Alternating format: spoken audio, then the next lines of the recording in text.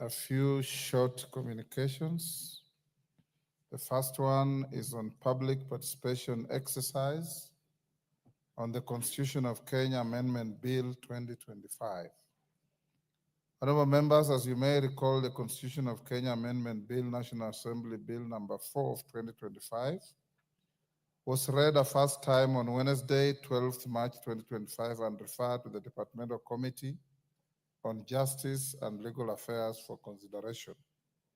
The bill seeks to amend the Constitution of Kenya to entrench the National Government Constituencies Fund, the Senate Oversight Fund, and the National Government Affirmative Action Fund in the Constitution. Consequently, on 15th March 2025, in compliance with Articles 118(1)(b) and 256(2) of the Constitution, and Standing Order 127(3), the clerk placed advertisements in the local dailies inviting the public and stakeholders to submit memoranda on the bill. As observed by our courts, amending a country's constitution, more so our constitution, should be a sacrosanct public undertaking, and its processes must be undertaken very transparently and in strict compliance with the country's supreme law. Article 256(2) of the Constitution provides that Parliament shall plebiscite any bill to amend the Constitution and facilitate public discussion about the bill. It is for this reason that we must therefore conduct a granular public participation exercise on this Constitution of Kenya Amendment Bill 2025. And in this regard, honorable members, the House Business Committee and the National Assembly General Legislative Caucus resolved that in addition to receiving written memoranda and consulting relevant stakeholders, the public participation exercise be extended to all the counties and constituencies so as to accord majority of Kenyans an opportunity to express themselves on the bill. With regard to the administrative arrangements to facilitate public participation, the House Business Committee and the National Assembly General Legislative Caucus also resolved that the countrywide public participation be undertaken from Monday, 5th May 2025 to Wednesday, 7th May 2025. Consequently, I now direct the clerk to communicate the full details of the program for the information of the public through print and electronic media advertisements on Monday, 21st April 2025. Honorable members, I advise all of you to avail yourselves to spearhead and participate in this very noble activity. I also direct the clerk to organize a Kamkunji on Tuesday, 29th April 2025, where members will be appraised on the modalities of the public participation exercise to be conducted in all the counties and constituencies. Members, you remember we did direct that your offices in the constituencies are parliament offices, and those are the venues at which this public participation will be conducted. I will not want to hear that any of you took public participation to some hotel room somewhere or behind some shop or bar in the villages. That will not be acceptable. Go to your offices. Those are our parliament offices. I thank you for your cooperation in advance. Honorable members, the second communication is to bring to your attention a matter of the resignation of the Member of Parliament from Mbeere North constituency. Honorable members, you recall that during the afternoon sitting of yesterday, Wednesday, 16th April 2025, the House approved the appointment. I think you did in the morning. In the morning. The House did approve the appointment of Honorable Geoffrey Kariuki Kiringa Ruku, Member of Parliament from Mbeere North, as the Cabinet Secretary for Public Service, Human Capital Development, and Special Programs. Honorable members have since received a letter from the member dated 16th April 2025, tendering his resignation as the Member of Parliament from Mbeere North constituency, effective from 10 p.m. yesterday, Wednesday, 16th April 2025. This arose out of the gazettement of his appointment as a cabinet secretary via Gazette Notice number 4834 dated 16th April 2025. Indeed, today morning, the Honorable Ruku took oath of office as the Cabinet Secretary for Public Service, Human Capital Development, and Special Programs. In this regard, honorable members, I will now proceed to execute the necessary actions required by law to declare the seat of member for Parliament from Mbeere North constituency vacant so as to unlock the process of filling that vacancy. Honorable members, on my behalf and that of the House, I wish Honorable Ruku the best in his new assignment in the executive. The House and indeed the general public is accordingly advised. Members at the bar, take the nearest seats. I have two more. The nearest seats. Bowen, what is the idea of nearest seat?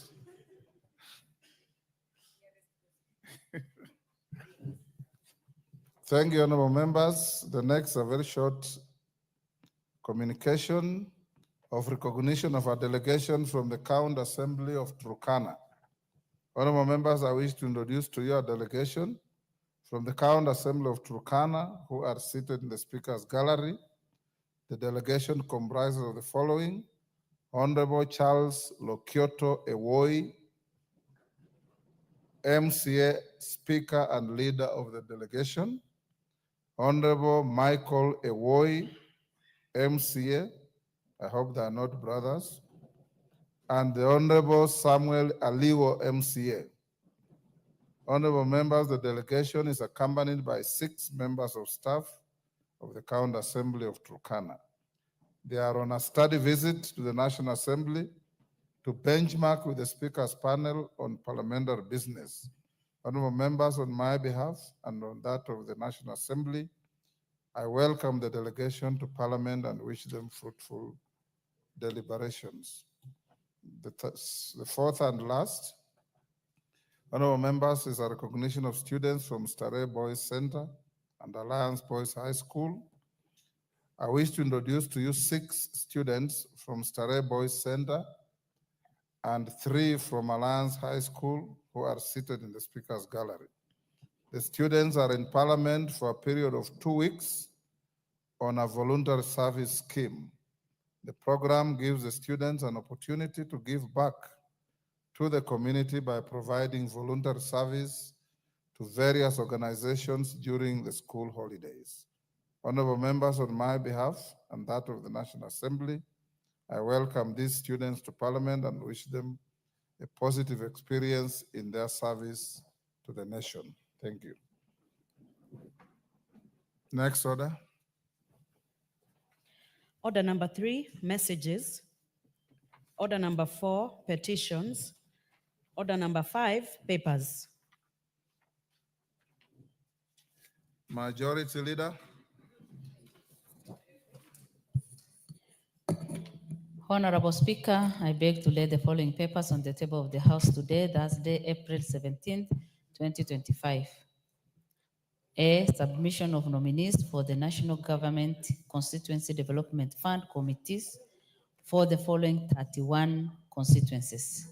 1, Awendo, 2, Baringo North, 3, Bumula, 4, Changamwe, 5, Omuhaya, 6, Fafi, 7, Garsen, 8, Hamisi, 9, Nigembe, 10, Kacheliba, 11, Kiambu Town, 12, Kipipiri, 13, Kisumu Central, 14, Kisumu East, 15, Kitui East, 16, Kitui South, 17, Kitutu Chache North, 18, Kitutu Chache South, 19, Kuresoi, 20, Lungalunga, 21, Machakos Town, 22, Malindi, 23, Manyata, 24, Narok East, 25, Narok North, 26, Navaholo, 27, Tigania East, 28, Ugenya, 29, Nuriri, 30, Wajir North, and 31, Wundanyi.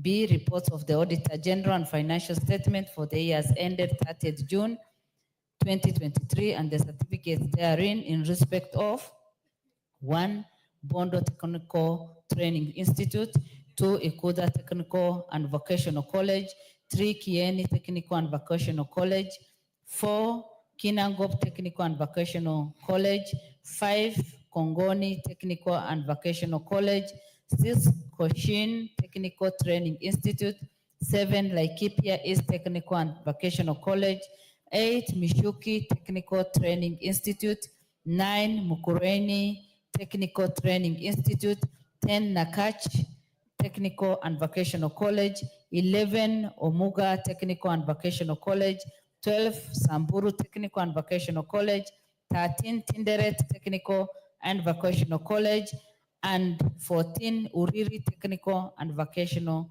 College. Thank you, Honorable Speaker, and I lay. Thank you, Naomi.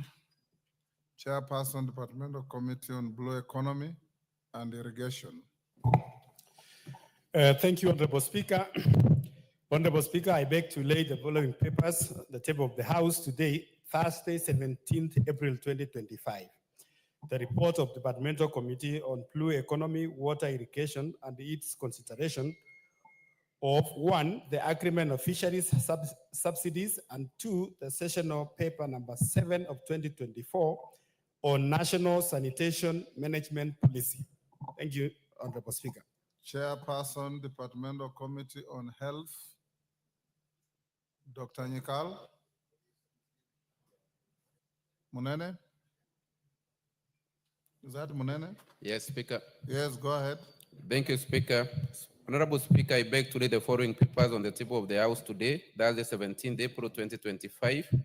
Reports of the Departmental Committee on Health on 1, its consideration of the Medical Social Workers Bill, National Assembly Bill number 22 of 2024. 2, attendance to the 4th Global Association of Clinical Officers and Physician Association International Delegates Conference held in Botswana from 26 to 29 August 2024. And 3, attendance to the 15th meeting of the Network of African Parliamentary Committees on Health, that is NIAPACO, held in Kingdom of Lesotho on 28 to 29 February 2024. I beg to raise, Speaker. Thank you, Honorable Munene. Committee on Delegated Legislation.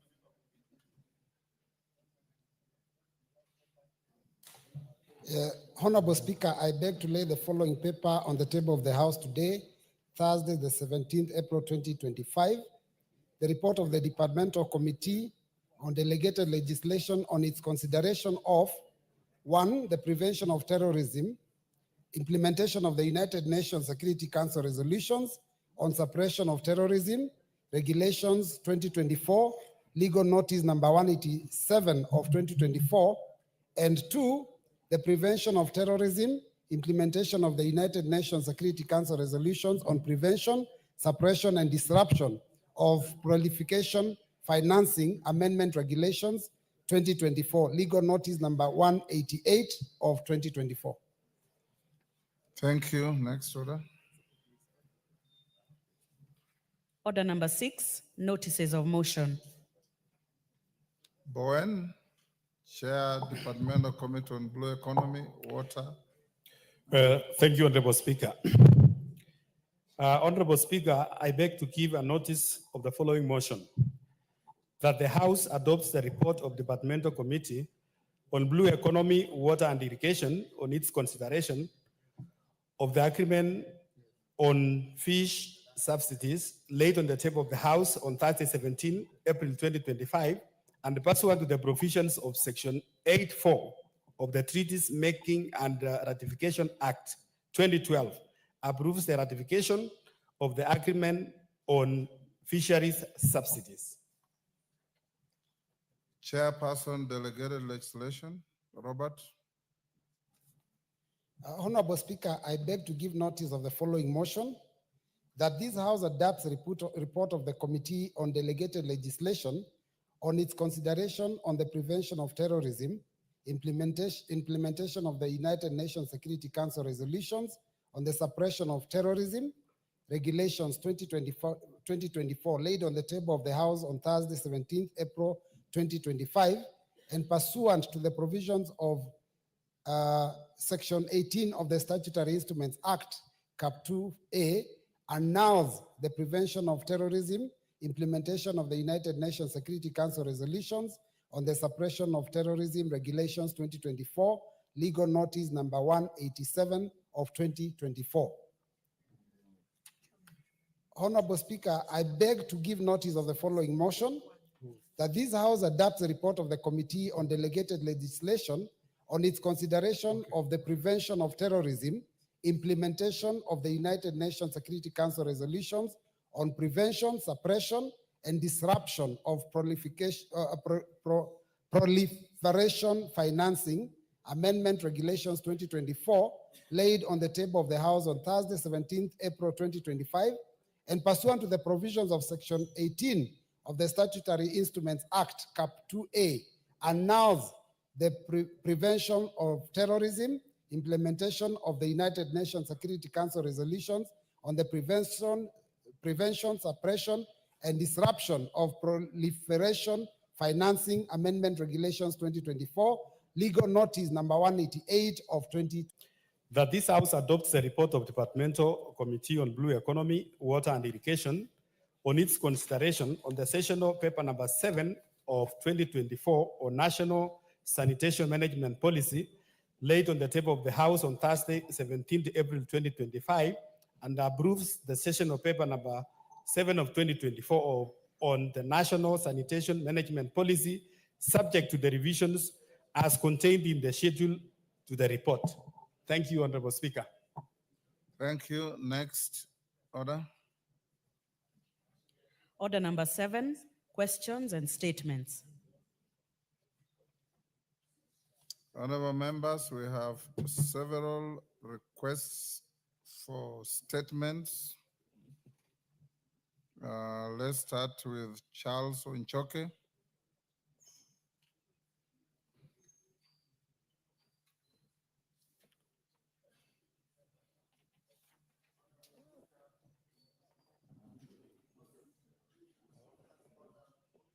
Is your mic working?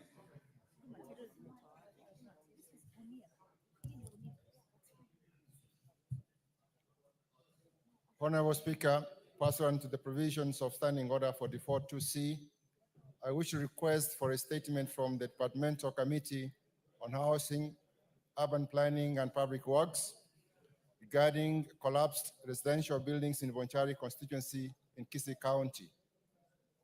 Honorable Speaker, incidences of building collapsing while under construction or occupancy are being on an alarming rate, resulting in multiple fatalities, tragic loss of innocent lives, critical injuries, and loss of investments.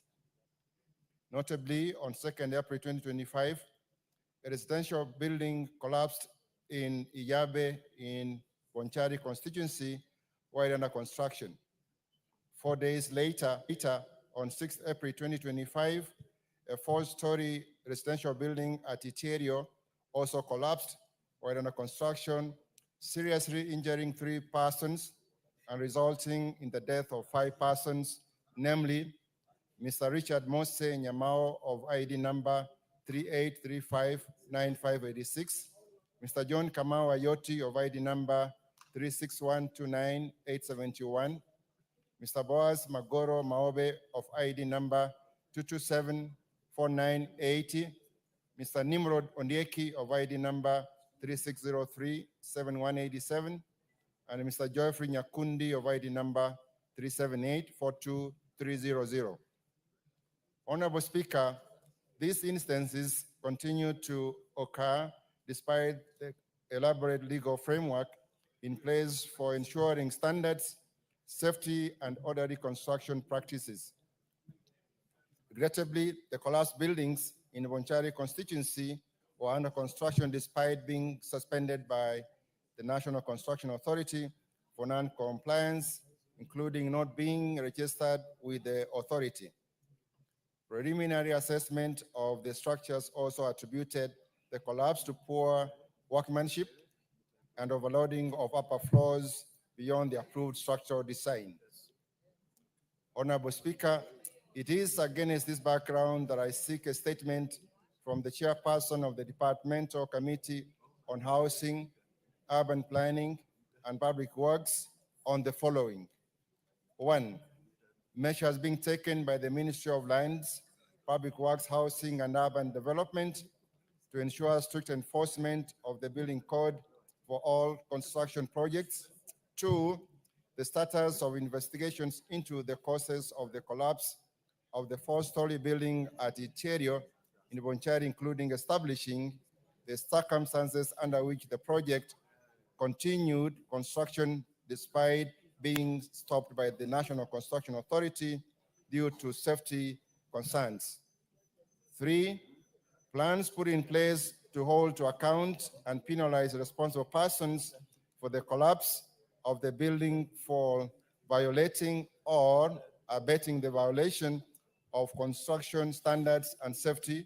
And 4, any plans to provide medical treatment support for the victims who sustained injuries and compensation for families of the 5 people who perished in the ill-fated building at Iterio. I thank you, Honorable Speaker. Was it to security or public works?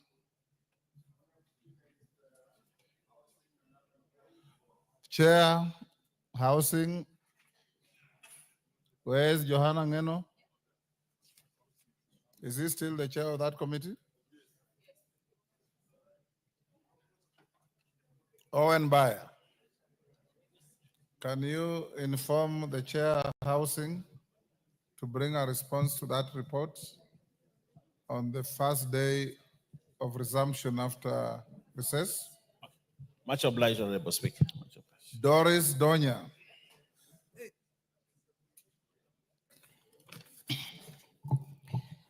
Thank you, Honorable Speaker. I rise to request for a statement regarding tragic death of Sylvia Kemunto and the escalating cases of gender-based violence.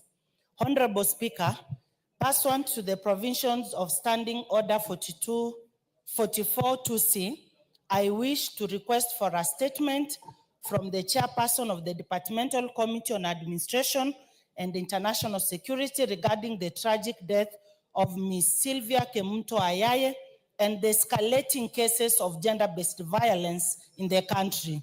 Honorable Speaker, the nation was recently shaken by the horrific killing of Ms. Sylvia Kemunto Ayaye of ID number 23-1943-385, a student at Multimedia University in Nairobi, whose body was discovered dumped in a rooftop water tank at the institution.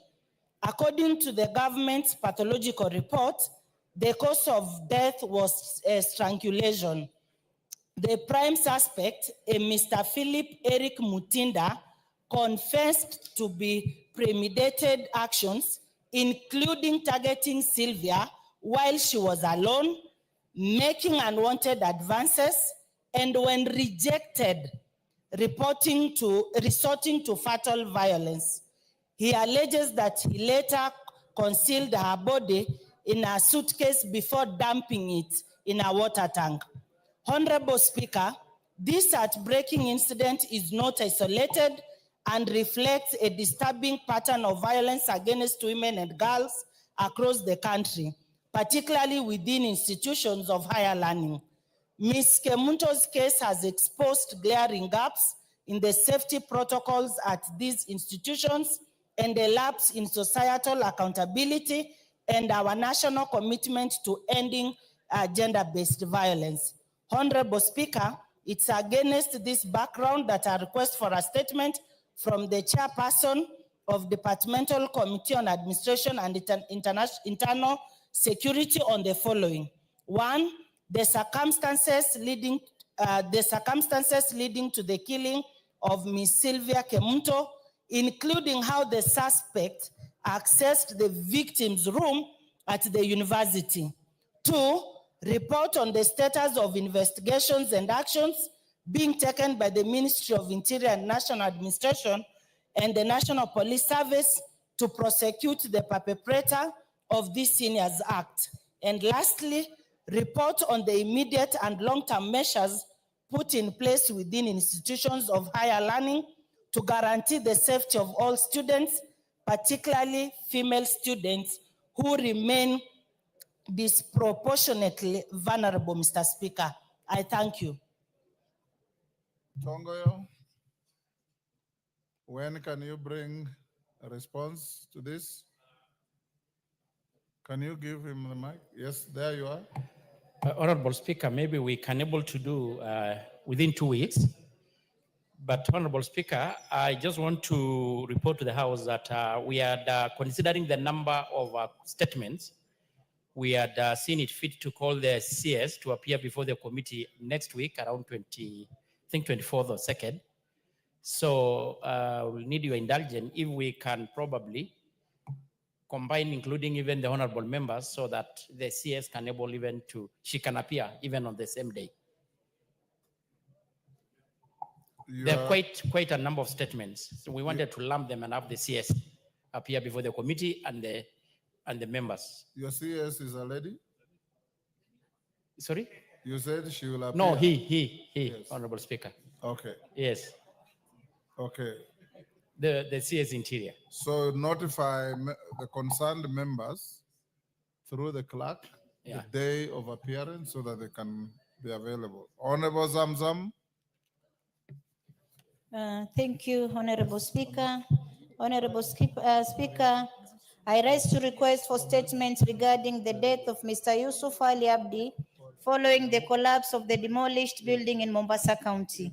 Honorable Speaker, pursuant to the provision of Standing Order 44-2C, I wish to request for a statement from the chairperson of the Departmental Committee on Administration and Internal Security regarding the death of Mr. Yusuf Ali Abdi following the collapse of the demolished building in Mombasa.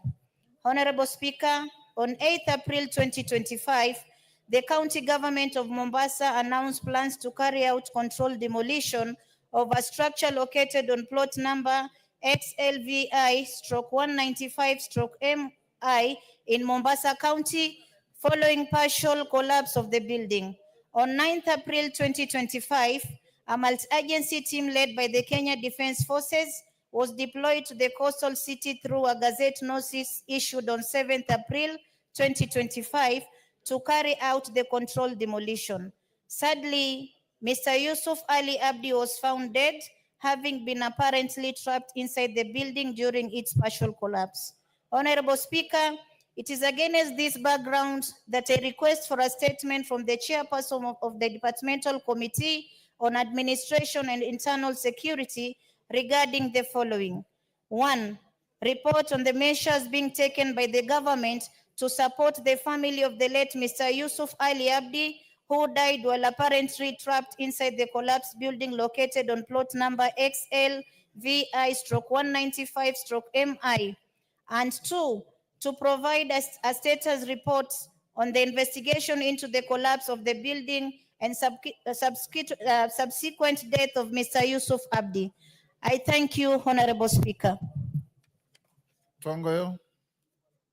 Honorable Speaker, I've confirmed that the CS will be appearing on Tuesday, 22nd, and we'll try to see whether we can lump together even with the honorable members and have them responded to the same day with the rest of the statements. Thank you. Mwashako.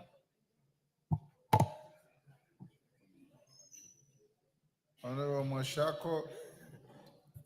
Thank you, Honorable Speaker. Hold there, Mwashako. You have a statement in regard with the Director General of Kenya Fisheries. I want to believe that one will be stayed. Yes. And you I do the general request the one that I approved this afternoon. Yes. On mining. Yes, Honorable Speaker. Go ahead. Thank you, Honorable Speaker. Honorable Speaker, pursuant to the provisions of Standing Order 43-1, I wish to make a general statement regarding alleged commitment of Taita Taveta County mineral fields as collateral for government loan. Honorable Speaker, I rise to address a matter of grave concern that has recently caused anxiety among the people of Taita Taveta County. The claims which have been circulating on various social media platforms are unverified reports alleging that the government of Kenya has committed the mineral resources of Taita Taveta as collateral to secure a loan from the government of the People's Republic of China. These claims have understandably triggered unease, especially considering the long-standing perception that the benefits of mining activities in our county have historically accrued to outsiders, leaving local communities marginalized and deprived of their accruing economic gains. Honorable Speaker, I wish to categorically state, after engaging the relevant authorities and conducting due diligence on the matter, that these allegations are entirely false, baseless, and misleading. I wish to assure the people of Taita Taveta County that we, the elected leaders from the region, have received firm assurances from the government that no such arrangement has been made, nor is there any intention to do so. As the leaders elected to serve and protect the interests of our people, we remain vigilant and fully committed to ensuring that the natural resources found within Taita Taveta County benefit our people. Mr. Speaker, the people of Taita Taveta have our guarantee that on their behalf, we support and will continue to support legitimate investors operating within the framework of our laws and provision of Article 71 of our Constitution. On behalf of the elected leaders from Taita Taveta County, I wish to categorically affirm that we shall not permit illegal mining activities that contravene the law and the principle of exploitation of natural resources as espoused in Article 69 and 71 of the Constitution. In collaboration with the Ministry of Mining under the stewardship of the Cabinet Secretary Honorable Ali Hassan Joho, our security agencies, we will take firm action against anyone engaging in such unlawful activities. Finally, Honorable Speaker, to the people of Taita Taveta, I say this: remain calm and confident in your leadership. We are alert and deeply committed to defending and safeguarding the natural resources that rightfully belong to you and our future generation. Thank you, and may God bless Taita Taveta and the Republic of Kenya. I thank you, Honorable Speaker. Yes, a member for Mwatate or Voi, sorry. Member for Voi. Thank you, Mr. Speaker. I also rise to support the statement by Honorable Mwashako, MP for Mundanyi. Minerals and indeed other natural resources is the heritage of the people of Taita Taveta County, and as such, we take great exception to any insinuations that these resources have been unlawfully utilized as collateral for some loan. I join my colleagues from Taita Taveta in reassuring the people of Taita Taveta that as their leaders, we remain vigilant and will not accept any actions from whichever source that aim to jeopardize their heritage and ancestral rights. The people and the resources of Taita Taveta County deserve protection and are indeed protected by existing laws. And we should be careful as leaders not to make any inflammatory remarks. Finally, Mr. Speaker, most of these minerals are on land that is either community land or privately owned as ranches. And such remarks have raised a lot of concern from landowners in Taita Taveta County. And it might be time that the government needs to clarify this matter. Thank you, Mr. Speaker. Thank you. Samuel Chepkonga, he sent me a message that he has assigned the member for Keio South to present the request. Kimayo. Thank you, Mr. Speaker. Honorable Speaker, pursuant to Standing Order 44-2C, I wish to request for a statement from the chairperson of the Budget and Appropriations Committee on the total amount of money that has been spent in the provision of bursaries by county governments in the last 5 financial years. That is financial year 2024-2025, 2023-2024, 2022-2023, 2021-2022, and 2020-2021.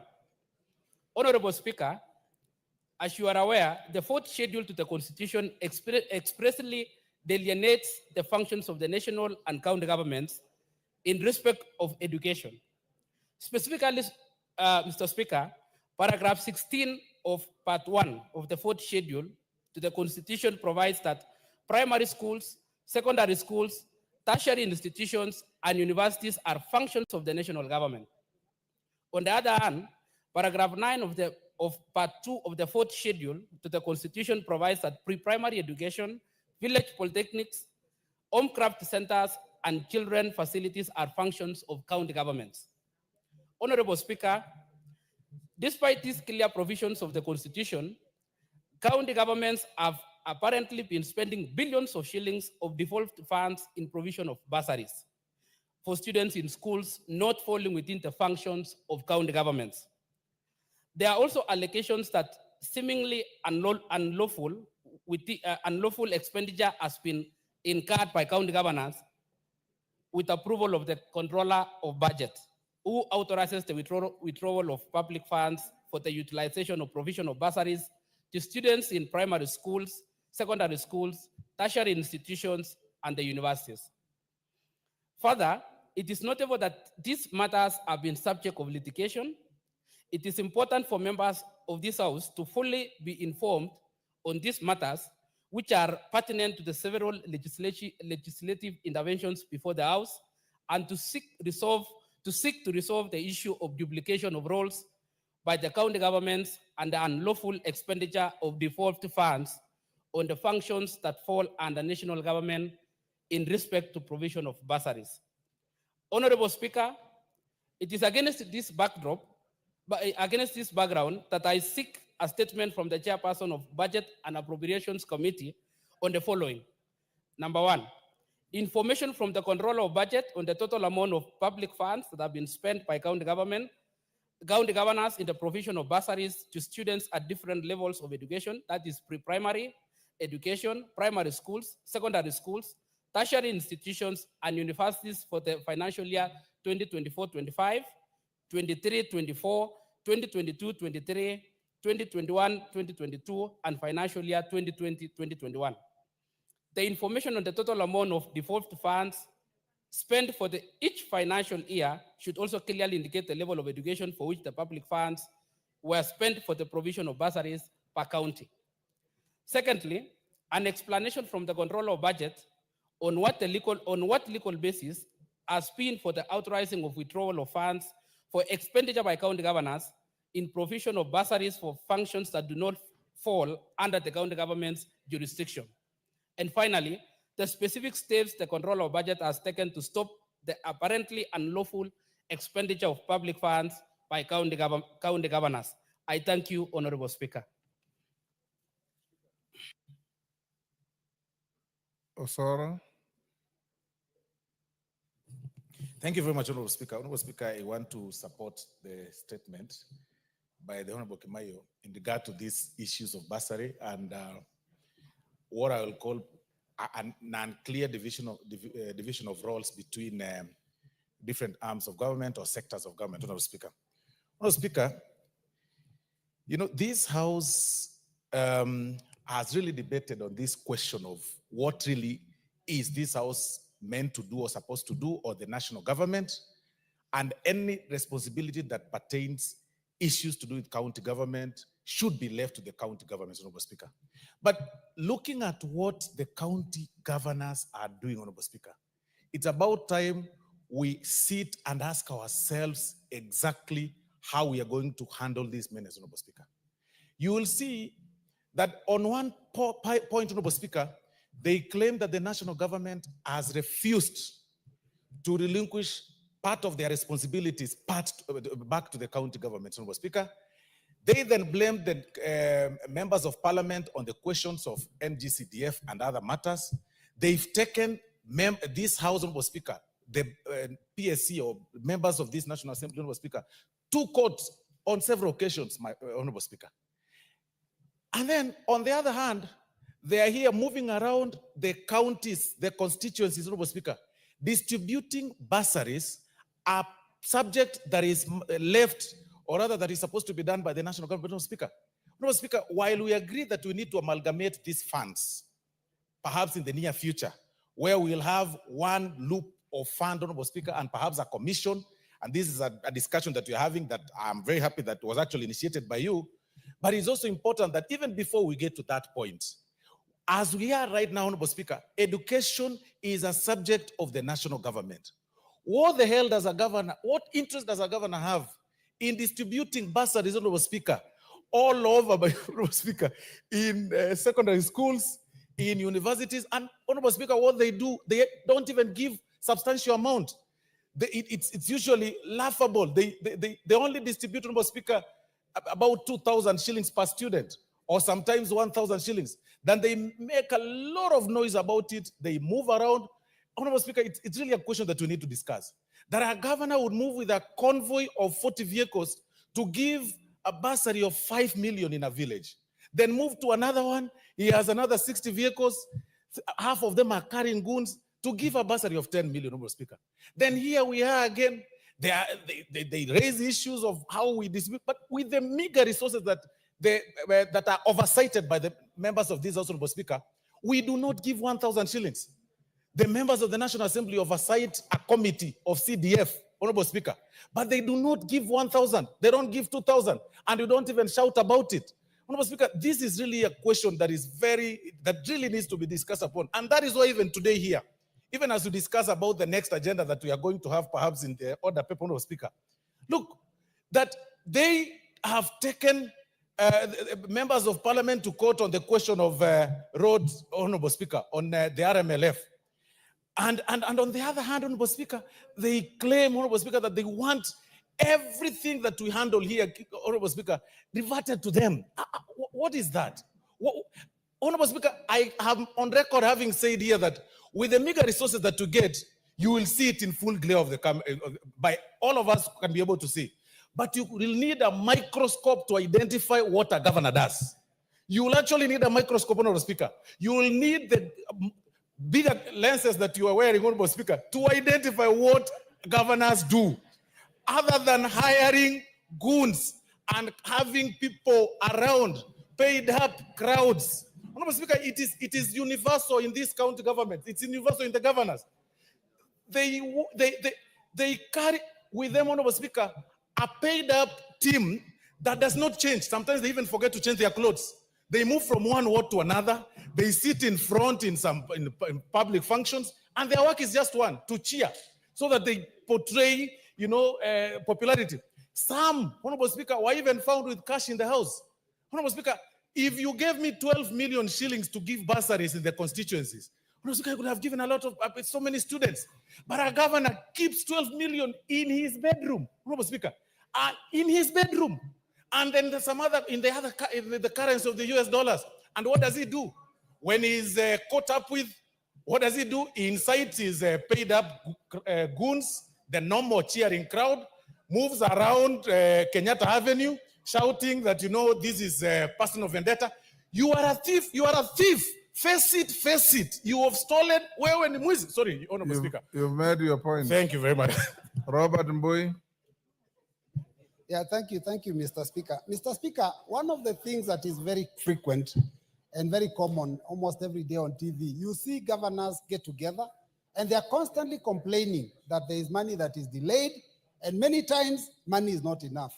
So it is a shocker that even though the money they're given, they complain it's not enough. They go beyond the mandate that the Constitution has given them and start doing things that are supposed to be done by the national government. The issue of bursary, it is a shocker, Mr. Speaker, that for all these years, since the inception of the new Constitution 2010, governors have actually given bursary every year. And what I'm wondering is, when did the controller of budget realize this problem? Why wasn't it sorted out long time ago? So, Mr. Speaker, I want to say that for governors, the money that they're given, let them do the mandate for which they are supposed to do. If it is a matter of education, Mr. Speaker, they have ECDs. In fact, I will tell you, Mr. Speaker, in a lot of constituencies in Kenya, you find the ECD classes are actually built using the national government constituency development fund, because most of them are dilapidated. Our polytechnics instead of disrepair, there are no tutors, there is no equipment. So, Mr. Speaker, I want to advise governors, please do the job for which the Constitution has assigned to you, read the fourth schedule clearly, and leave the work of the national government to be done by the national government. Thank you, Mr. Speaker. Honorable members, you'll have an opportunity to ventilate on that at order number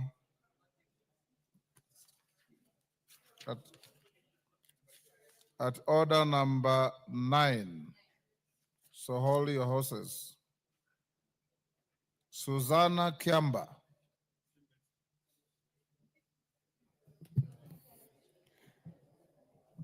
Honorable Speaker, pursuant to the provision of Standing Order 44-2C, I raise to request for a statement from the chairperson of the Departmental Committee on Housing, Urban Planning and Public Works regarding implementation of the Affordable Housing Program.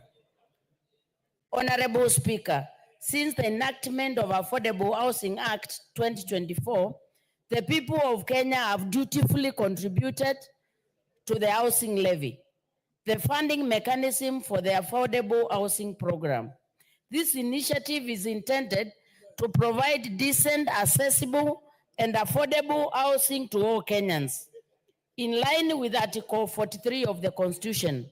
However, concerns have been raised by a section of Kenyans regarding transparency and accountability of the administration of the funds collected through the housing levy. There is a growing apprehension about potential mismanagement of these funds, as well as lack of clarity on the specific project that have been executed and accessibility of the houses under the program to the intended beneficiaries. It is therefore necessary that the government provides comprehensive information on the status and progress of implementation of affordable housing projects. Honorable Speaker, it is against this background that I seek a statement from the chairperson of the Departmental Committee on Housing, Urban Planning and the Public Works on the following. A detailed report on the total amount of money collected under the housing levy since its inception, the amount drawn from the fund, and the measures for ensuring that the funds are strictly utilized for the intended purpose. A report on the project funded by the housing levy so far, the amount channeled to each of the project, the specific constituencies where they are located, and the status of implementation. 3, a report on the number and details of Kenyans, especially from the vulnerable households, who have acquired housing units under the Affordable Housing Program, and the mechanism put in place to ensure accountability, transparency, and the value for money in the project, including the oversight framework for the project and details of the agencies that oversight the program. Thank you, Honorable Speaker. Chair Housing. Any member from that committee? Yes, Zengu. You are a member of that committee? Take your seat. Majority Leader, inform the chair of that committee to bring a response within the first 2 days of our resumption after recess. Double N Pamela Njoki.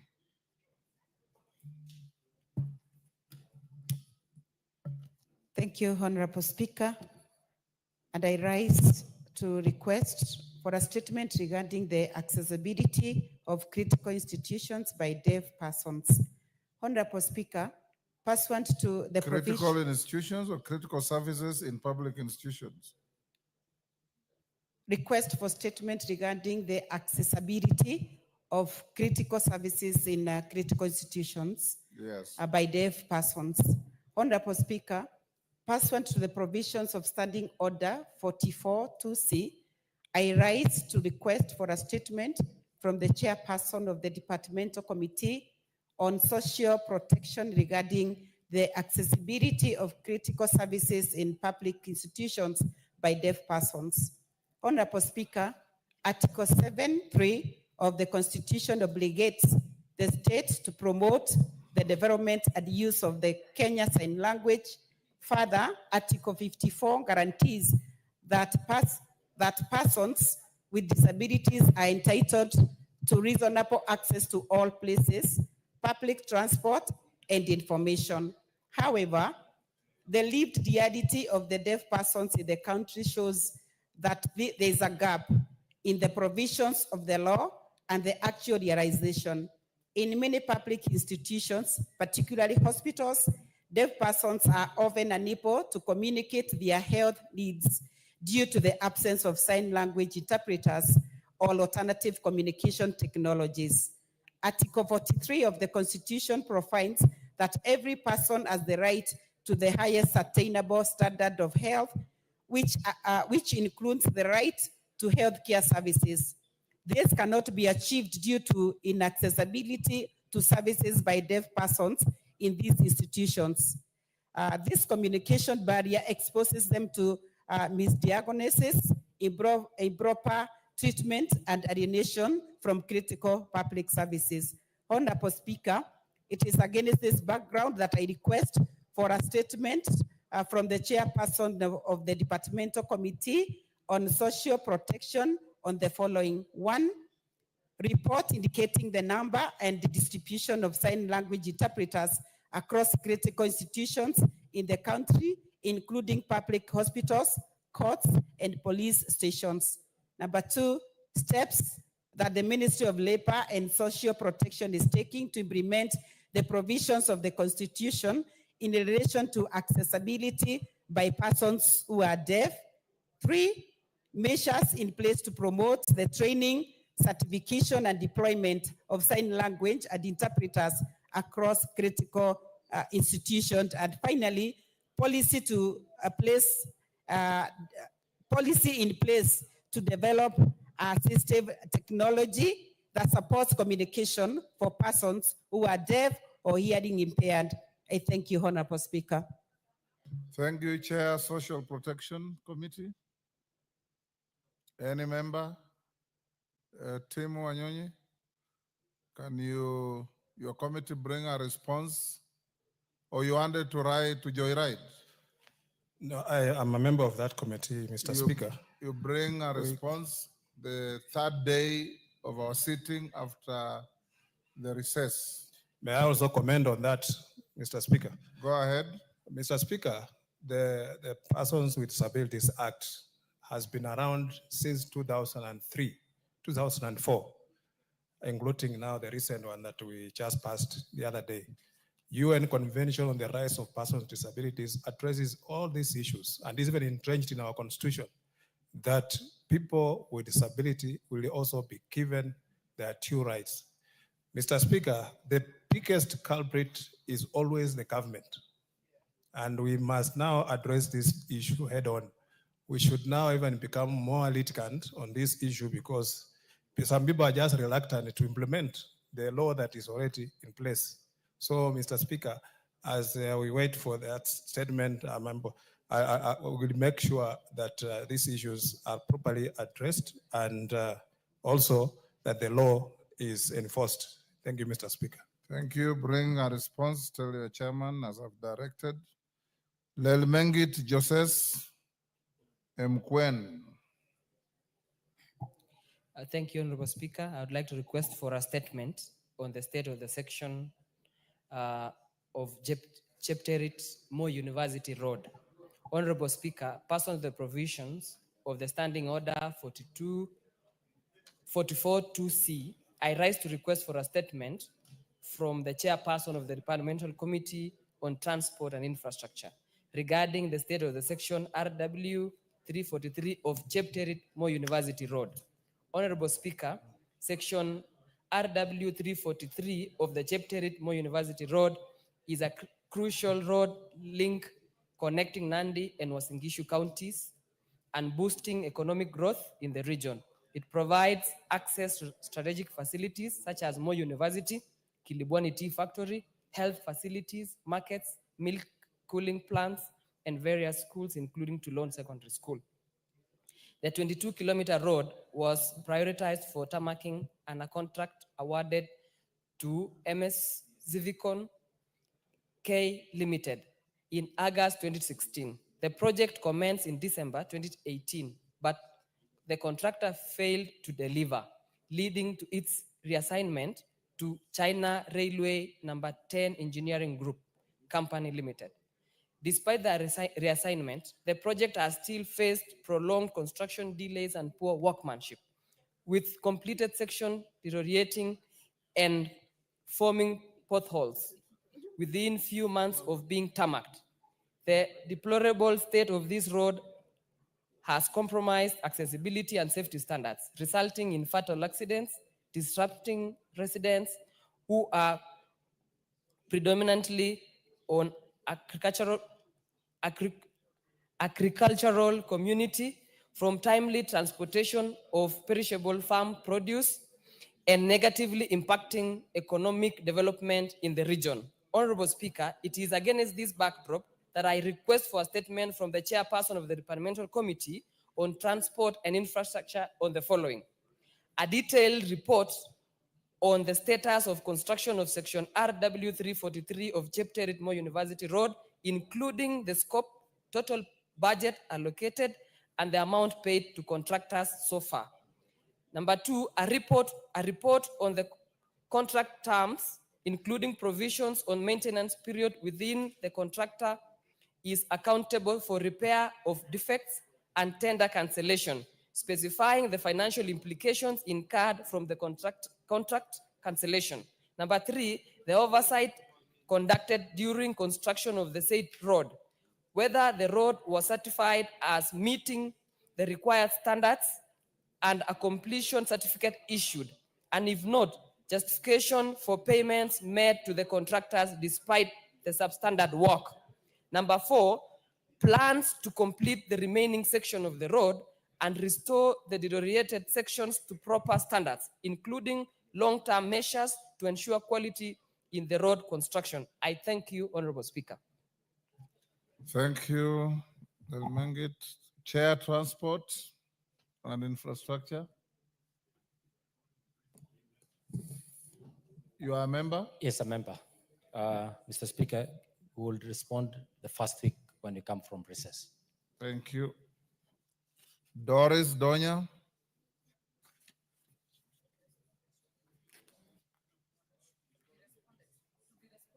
Oh, that is for response. Transport, you have a response? Honorable Speaker, on behalf of the Chair, Transport and Infrastructure Committee, wish to respond.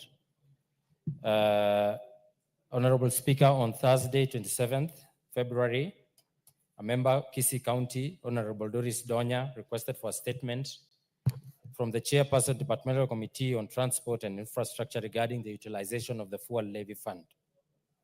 Honorable Donya, in a statement, indicated that even though 80% of the fuel levy is sourced from the road users, the condition of most roads across the country remains poor, characterized by potholes, inadequate drainage, and stall projects. Honorable Speaker, the Honorable Donya therefore sought the following information. One, a report on the total collection of the use of fuel levy for the maintenance, rehabilitation, and development of the country's road network over the past 3 years, including the details of the specific roads, steps implemented by the ministry to ensure transparency and accountability in the expenditure of the fuel levy fund, the criteria used in to prioritize road maintenance and construction projects funded by the fund, measures put in place to ensure timely completion of the projects funded by the fund, and the status of disbursement of fuel levy fund between the national government and the county governments, and whether county governments are sufficiently funded to maintain the roads under their jurisdiction. Honorable Speaker, the committee received a written response from the Ministry of Roads and Transport on 26th, and now wish to make as follows. Regarding the total collection and the use of fuel levy fund for the maintenance, rehabilitation, and development of the country's road network over the past 3 years, including the specific details of the roads that have been done, the ministry submitted a whole table list, Honorable Speaker, which has been presented to the questioner. I just wanted to note, Honorable Speaker, that in the financial year 22-23, 82.8 billion shillings was collected, 23-24, 77.1, in 24-25, a total of 112 billion collected, and it's estimated that in 25-26, a total of 113.6 billion will be collected. The honorable member may go through the list of the projects in the response that has been given to her. However, Honorable Speaker, I would like to bring to the attention of the House of the fact that the High Court in Nairobi issued interim conservatory orders on 19th August 2024, directing the Kenya Roads Board to freeze and withhold RMLF funds collected in the financial year 24-25 to the extent of 10,522 million to be allocated to the county governments. In compliance with the court order, the board is withholding RMLF allocation for Kera and Kura in this financial year, as tabulated also in annex that is being provided.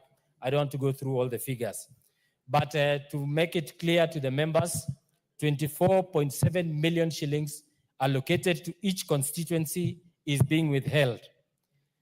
Question number 2, regarding the steps implemented by the ministry to ensure transparency and accountability in the expenditure of the fuel levy fund, the ministry submitted that section, according to section 62G and section 26.1 of the Kenya Roads Board Act 1999, gives KRB the mandate to monitor and evaluate, and by means of technical, financial, and performance audits, the delivery of goods, works, and services financed by the fund.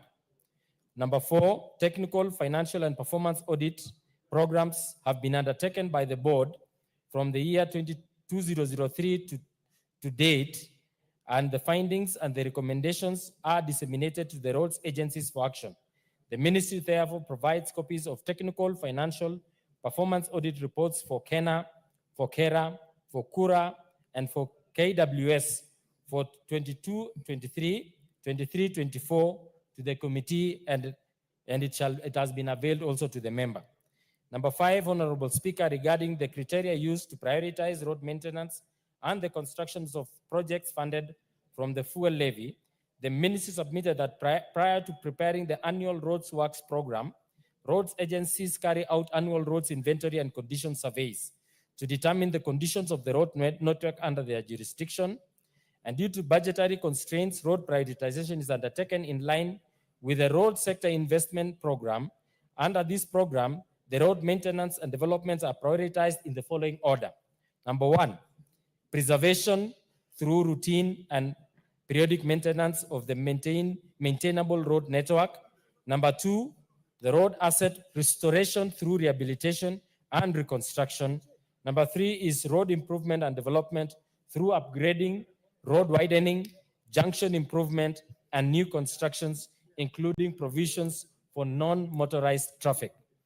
Number 6, Honorable Speaker, regarding the measures put in place to ensure timely completion of roads project funded from the fuel levy, the ministry submitted that the following measures have been put in place to ensure timely completion of projects funded by the levy. The annual public roads program is an annual program, and therefore projects under this are completed within the financial year. Number 2 is pursuant to section 19(1) and 2 of KRB General Rules 2022, the ministry through KRB monitors implementation of APRP by reviewing quarterly returns from the road agencies which highlight delays and challenges in the execution of the projects. The board makes monthly disbursements for funds to roads agencies to ensure adequate funding and timely completion of the works. The ministry, through the Kenya Institute of Highway and Building Technology, KIBIT, undertakes capacity building of contractors and enhanced quality of works and construction management. Roads agencies have embraced performance-based contracting, and therefore, where contractors are paid to attain set and agreed service levels, the milestones, and penalized for non-compliance with these service levels. Honorable Speaker, regarding the status of disbursements of fuel levy fund between the national government and the county government, and whether counties are sufficiently funded to maintain the road networks under their jurisdiction, The ministry submitted that through KRB regular monitoring and the progress of RMLF funded projects through technical, financial, and performance audit, the ministry submitted the list of ongoing projects under KENHA, KERA, KURA, and KWS. Fuel levy funds are allocated to road agencies in accordance with the Section 6D of KRB Act. The county governments received 15% of the fuel levy as conditional grants from year 2015-16 to year 2020-21, based on the County Allocation of Revenue Act for maintenance of county roads. The maintenance of county roads is incorporated into the equitable revenue shareable from the exchequer with counties not receiving fuel levy funds. I thank you, Honorable Speaker. Further, Honorable Speaker, I think the comprehensive answers to this question may be also provided next week when the Minister for Roads and Transport will be in the chambers to answer some of the questions pertaining particularly to the fuel levy fund. I thank you, Mr. Speaker. Doris. Thank you, Mr. Speaker.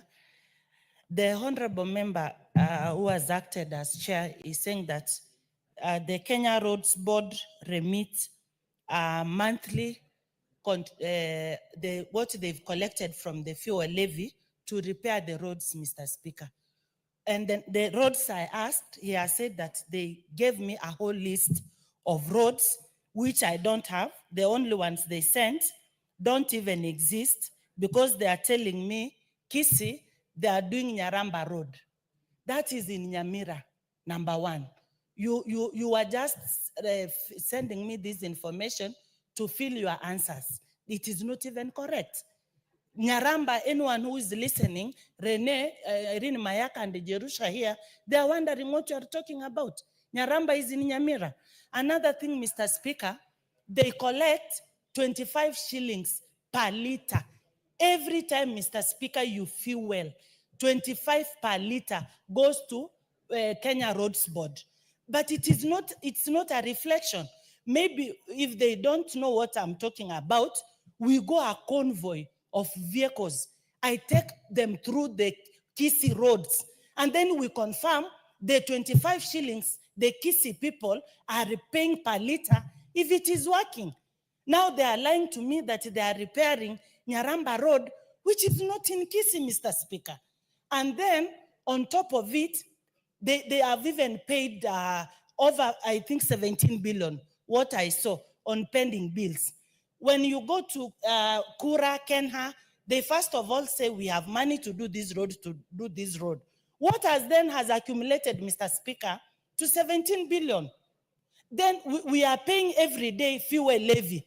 Why are you, we have never gone to fuel and then we are told today we will fuel and then there will be pending bills for fuel. Our cars have never asked for pending bills. We fuel, the fuel levy is deducted every time you fuel, Mr. Speaker. So do we bring statements, then we get showed the answers like the way they gave me for bonuses, or it is Donya who doesn't understand what she is doing, Mr. Speaker? Komingoi, are you misleading Donya? Donya is not misled, Honorable Speaker. Donya has opted to become particularized to a region on a matter that is of national survey. The question is, there is not enough funds to do all the roads at the same time in the country. The honorable member is aware also that there are pending bills of works that have been executed in the country and have not been paid for. Number two is that the 25 shillings she's claiming includes also the 7 shillings that has been allocated for securitization for the purposes of paying the pending bills. I am aware also that truly most roads are not in good condition, not only in Kisii County, including my own constituency and many other parts of this country. Therefore, we are bringing these issues for the House to be made aware that in this financial year alone, by the case that the county governments presented themselves in court and the court order that is there, 24.7 million shillings allocated to each constituency is being held. And that is the reason why, Honorable Speaker, yesterday, when you gave directions that the minister comes to this house so that he can elucidate further and make clarifications for the purposes of all of us understanding the issue of roads, the current condition of roads, the plan that exists for rehabilitation and maintenance of roads, and the fact that not enough money is being collected only in fuel levy. You may be able also, there was also a presentation that has been done within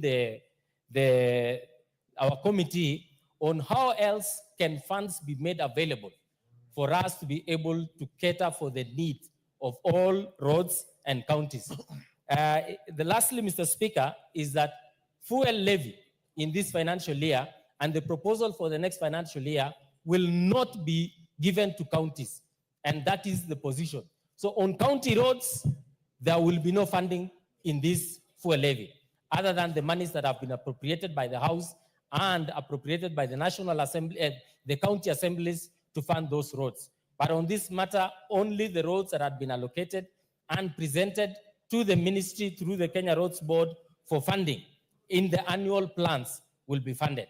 And most of those roads, the list is available. Thank you, Honorable Speaker. Majority Leader, your Thursday statement. Johanna Ngeno. I have briefed him. Johanna Ngeno. You are behaving like we had a minister in the 7th Parliament called Kamwili Munyi. He would wait out there until all questions to his ministry are called, then he walks in. Mr. Speaker, I have briefed him on the statements that he is required to report on the second day after we open. Yes. After recess. Yes. And so I had done with one of the most diligent members in that committee in the name of Jen Kagiri. Then the chairman, as you say, walked in. Yes. So I was just briefing him. Tell him not to behave like a Mwidi Munyi. And you know, he is dressed in a pinstrip suit just like a Mwidi Munyi. Honorable Speaker, allow me to go to the I'm sure Farah that's you the remember statement. Kamwidi Munyi. Go on, Majority. On behalf of the House Business Committee, pursuant to the provisions of Standing Order 44.2A, I rise to give the following statements, which on behalf of the House Business Committee, which met on Tuesday, 15th April 2025, to prioritize business for consideration during the week. Honorable Speaker, with regard to business scheduled for Tuesday next week, the House is expected to consider the following bills at the second reading, if not concluded today. 1, the Learners with Disabilities Bill, Senate Bill number 4 of 2023, the Value Added Tax Amendment Bill of 2025, the Treaty Making and Ratification Amendment number 2 Bill of 2024, the Kenya National Council for Population and Development Bill of 2023, and the National Cohesion and Integration Bill of 2023. In addition, Honorable Speaker, the House will prioritize consideration of the motion on the Comprehensive Economic Partnership Agreement between the Republic of Kenya and the United Arab Emirates. Further, Honorable Speaker, in accordance with the provisions of Standing Orders 42A5 and 6, I wish to convey that the Cabinet Secretary for Roads and Transport is scheduled to appear before the House on the afternoon of Wednesday, 23rd April 2025, to respond to the following questions. Question by private notice number 07 of 2025 by the member for Kiambu County, Honorable Anno Amratha, regarding the suspension of Super Metro Sacco Limited operating license. 2, question number 011 of 2025 by the member for North Mugirango, Honorable Joash Nyamoko, regarding the status of the construction of Tombe Isinta, Gitaru, Obuari, Mabariri, Nyamaya, and C21, Ekerenyo, Obuari, Aichabera roads in North Mugirango constituency. Question number 012 of 2025 by the member for Machakos Town, Honorable Caleb Mule, regarding the upgrading of Mwanyani Katoloni Road in Machakos Town constituency to bitumen standards by the Kenya Urban Roads Authority, Kura. Question number 013 of 2025 by the member for Vihiga County, Honorable Beatrice Adagala, regarding the status of the construction of Shamahoho Gitambai Road. Question number 014 of 2025 by the member for Ruiru, Honorable Simon Kingara, regarding the processing of the smart driving licenses in the country. Question number 015 of 2025 by the member for Teso South, Honorable Mary Amase, regarding the rehabilitation and maintenance of the Busia Malaba Road. Question number 053 of 2025 by the member for Moiben, Honorable Professor Phyllis Barto, regarding commencement of the construction works on the Tachasis, Chebeimit, Ainet, Chebarus, and Riada roads. Question number 054 of 2025 by the member for Kinango, the Honorable Gonzi Rai, regarding the current condition of Kinango Mariakani Road C107 and the impact of the recent rains on its deterioration. Question number 055 of 2025 by the member for Kurisoi South, Honorable Joseph Tonui, regarding the delays in the construction of Lelechwet Cheram Bridge in Kuresoi South constituency. Question 056 of 2025 by the member for Kaiti, Honorable Joshua Kimilu, regarding the current status of C435 road from Sultan Hamud to Kikoko. Question number 057 of 2025 by the member for Naivasha, Honorable Jen Kihara, regarding compensation of landowners for land acquired by Kenya Railways Corporation for the construction of SGR and the metric gauge railway.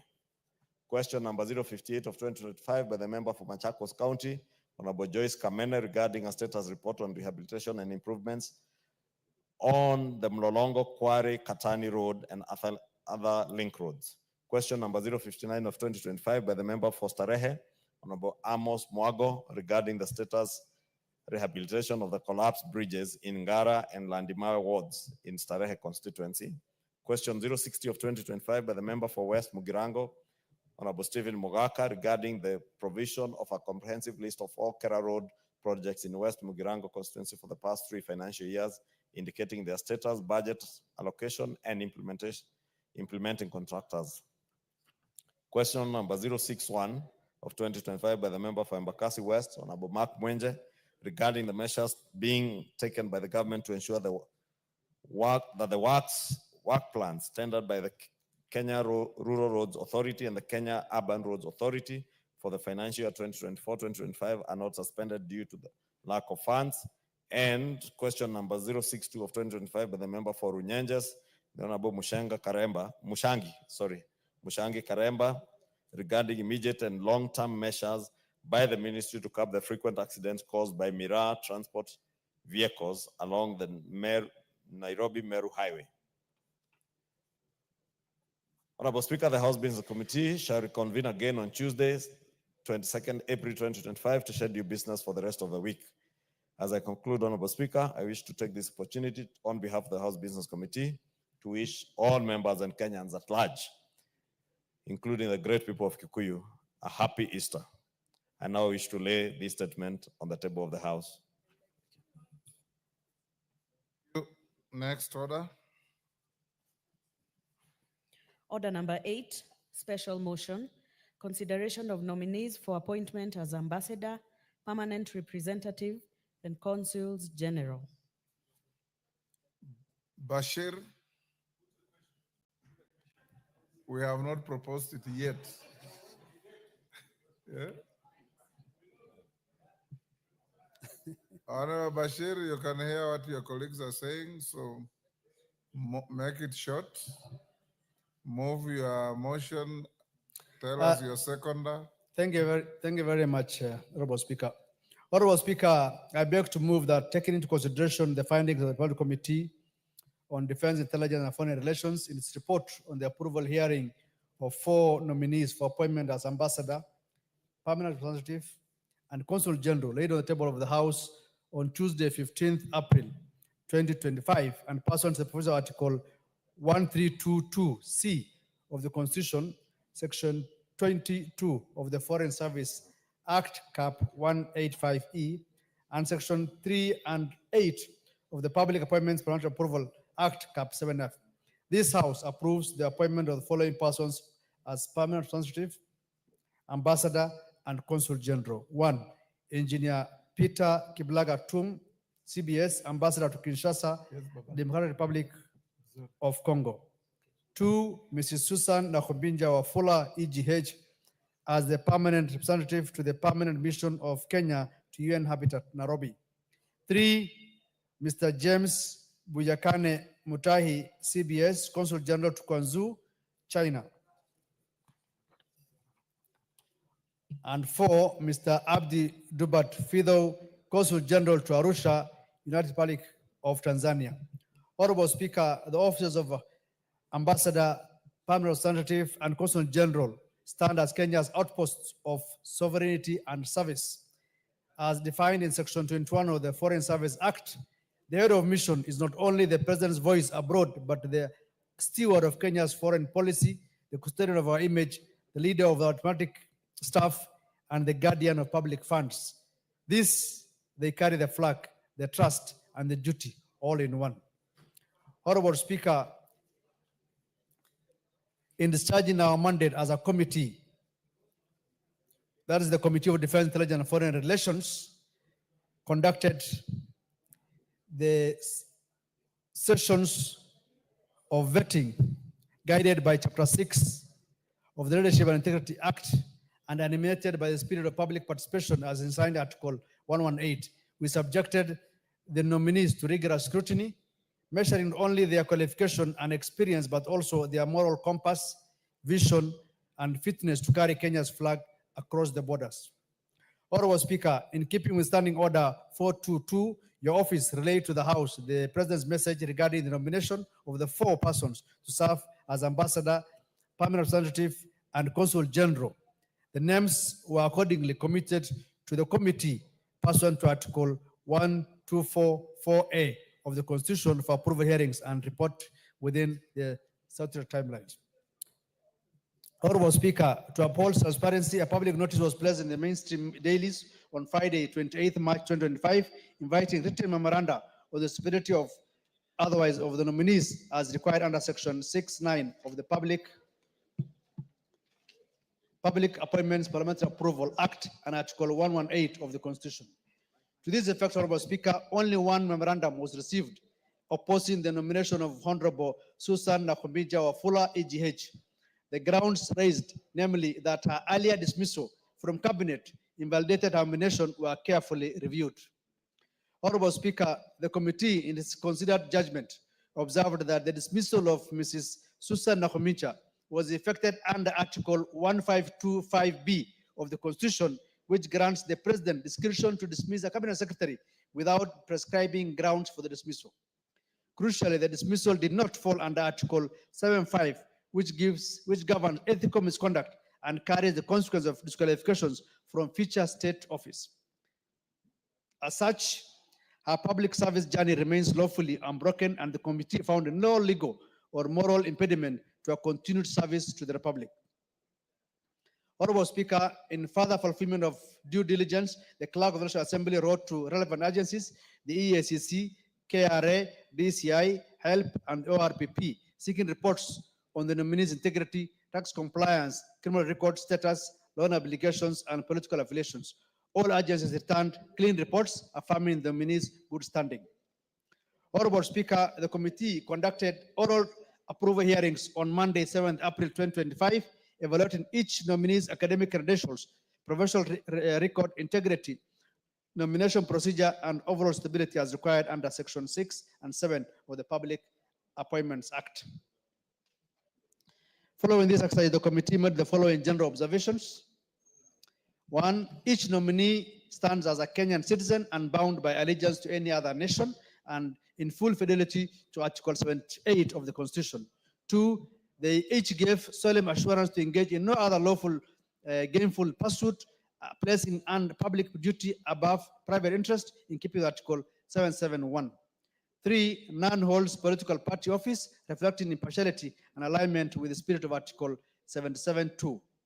4, they affirmed their adherence to Articles 75 and 76, vowing to uphold ethical conduct and to disclose and manage any potential conflict of interest. And finally, all 4 nominees demonstrated both in paper and presence their competence, integrity, and preparedness worthy of service to the Republic. Honorable Speaker, I just want to pick a few of those nominees so that the members can really understand that what we have gone through as a committee. One of the nominees is Engineer Peter Kivlaga Tum. Honorable Speaker, Engineer Kivlaga Tum found not just a nominee, but a seasoned public servant, a man of quiet diligence and tested resolve. Engineer Tum holds a Master of Science in Energy Management from the University of Nairobi, a Bachelor of Industrial Technology from Regional University, and a postgraduate diploma in Medical Electronics from Queen Mary University of London, with a higher diploma in Electrical Engineering from Kenya Polytechnic. His academic path reflects a mind honed for systems, strategy, and precision. His technical acumen aligns seamlessly with Kenya's development footprint in the DRC. Engineer Tum has over 25 years in senior public service. Engineer Tum has stood at the helm of critical reforms as Principal Secretary in Sports, Labor and Health, and as CEO of KMTC. He brings with him the rare ability to weave together cross-sectoral programs, harmonize government and non-state actors, and drive impact with quiet efficiency. His depth of governance satisfies the legal and strategic standards under Section 7C of the Public Appointments Act. No objection has been raised by the public, and the process was under Article 118 of the Constitution was faithfully observed. His nomination sailed unopposed, and rightly so. The committee therefore recommends his appointment. Honorable Speaker, and Mrs. Susan Nakuminja Wafula, the nominee for permanent representative to UN Habitat.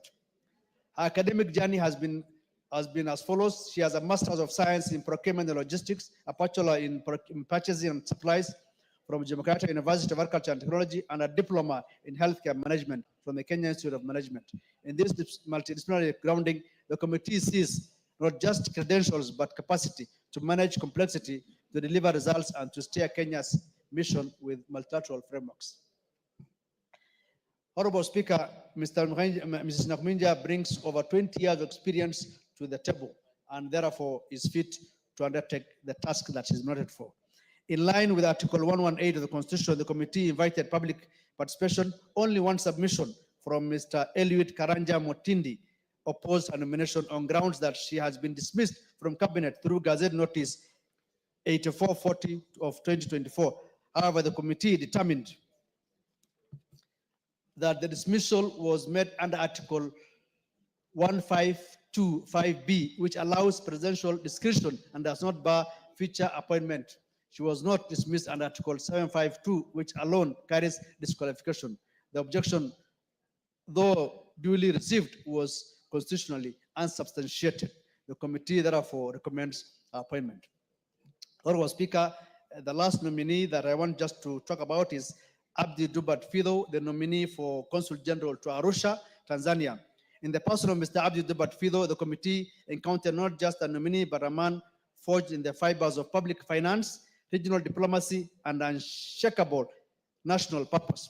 He stands eligible under Article 78(1) and 2 of the Constitution, a Kenyan by birth and by oath, and distracted by dual ties. Honorable Speaker, academically, he has a master's of both numbers and strategy. He holds a Master of Business Administration in Strategy, Planning, and a Bachelor of Commerce in Finance from University of Nairobi. Honorable Speaker, his career has spanned boardrooms and ministries, from PricewaterhouseCoopers to founding and leading consulting firms to serving as Principal Secretary for East African Community Affairs, where he did not watch regional integration from the sidelines, he led it. He negotiated, coordinated, and safeguarded Kenya's position in Arusha, and now returns not as a visitor, but as our chosen voice as a Consul General. Honorable Speaker, in leadership, Fido has not simply managed budgets, he has also steered reform, inspired teams, and delivered results. He is a builder of bridges. His vision for the consulate is clear and forward-looking to deepen Kenya's Tanzania relations, advance regional integration, empower Kenyan SMEs, and strengthen consular service delivery to Kenyans. The committee therefore recommends without reservation the appointment of Mr. Abdi Dubat Fido as Consul General of Kenya to Arusha, United Republic of Kenya. Honorable Speaker, Kofi Annan once said, more than ever before in history, we share a common destiny. In appointing these envoys, we are not just filling posts, we are entrusting the future of Kenya's voice in a shared regional and global journey. Diplomacy is the art of building bridges, securing peace, and advancing prosperity. Order, Chairman. I don't know if the rules have changed, but ordinarily, whether it's a chairman or anybody, you're not supposed to be reading a text all through. You're supposed to refer to this as notes and make it as brief as possible, please. Noted, Honorable Speaker. I know the mood of the House is that they just want this thing quickly done, but I am guided. You understand, I'm sure, yes. So just, I get your point. Wrap it up, wrap it up. Honorable Speaker, diplomacy is the art of building bridges, securing peace, and advancing prosperity. The committee, therefore, in its wisdom, having looked at all the four nominees, recommends that the House approves the appointment of one, Engineer Peter Kiblaga Tum, CBS, as ambassador to Kinshasa, Democratic Republic of Congo. Two, Mrs. Susan Nakuminja Wafula, EGH, as permanent representative to the permanent mission of Kenya to UN Habitat Nairobi. Three, Mr. James Buyakane Muhati, CBS, as Consul General to Guangzhou, the People's Republic of China, and Mr. Abdi Dubat Fido as Consul General to the United Republic of Tanzania. Honorable Speaker, I beg to move and urge this House to adopt the committee's report. I now respectfully invite Honorable Martha Wangare to second. Thank you, Honorable Speaker. Thank you, Mr. Speaker.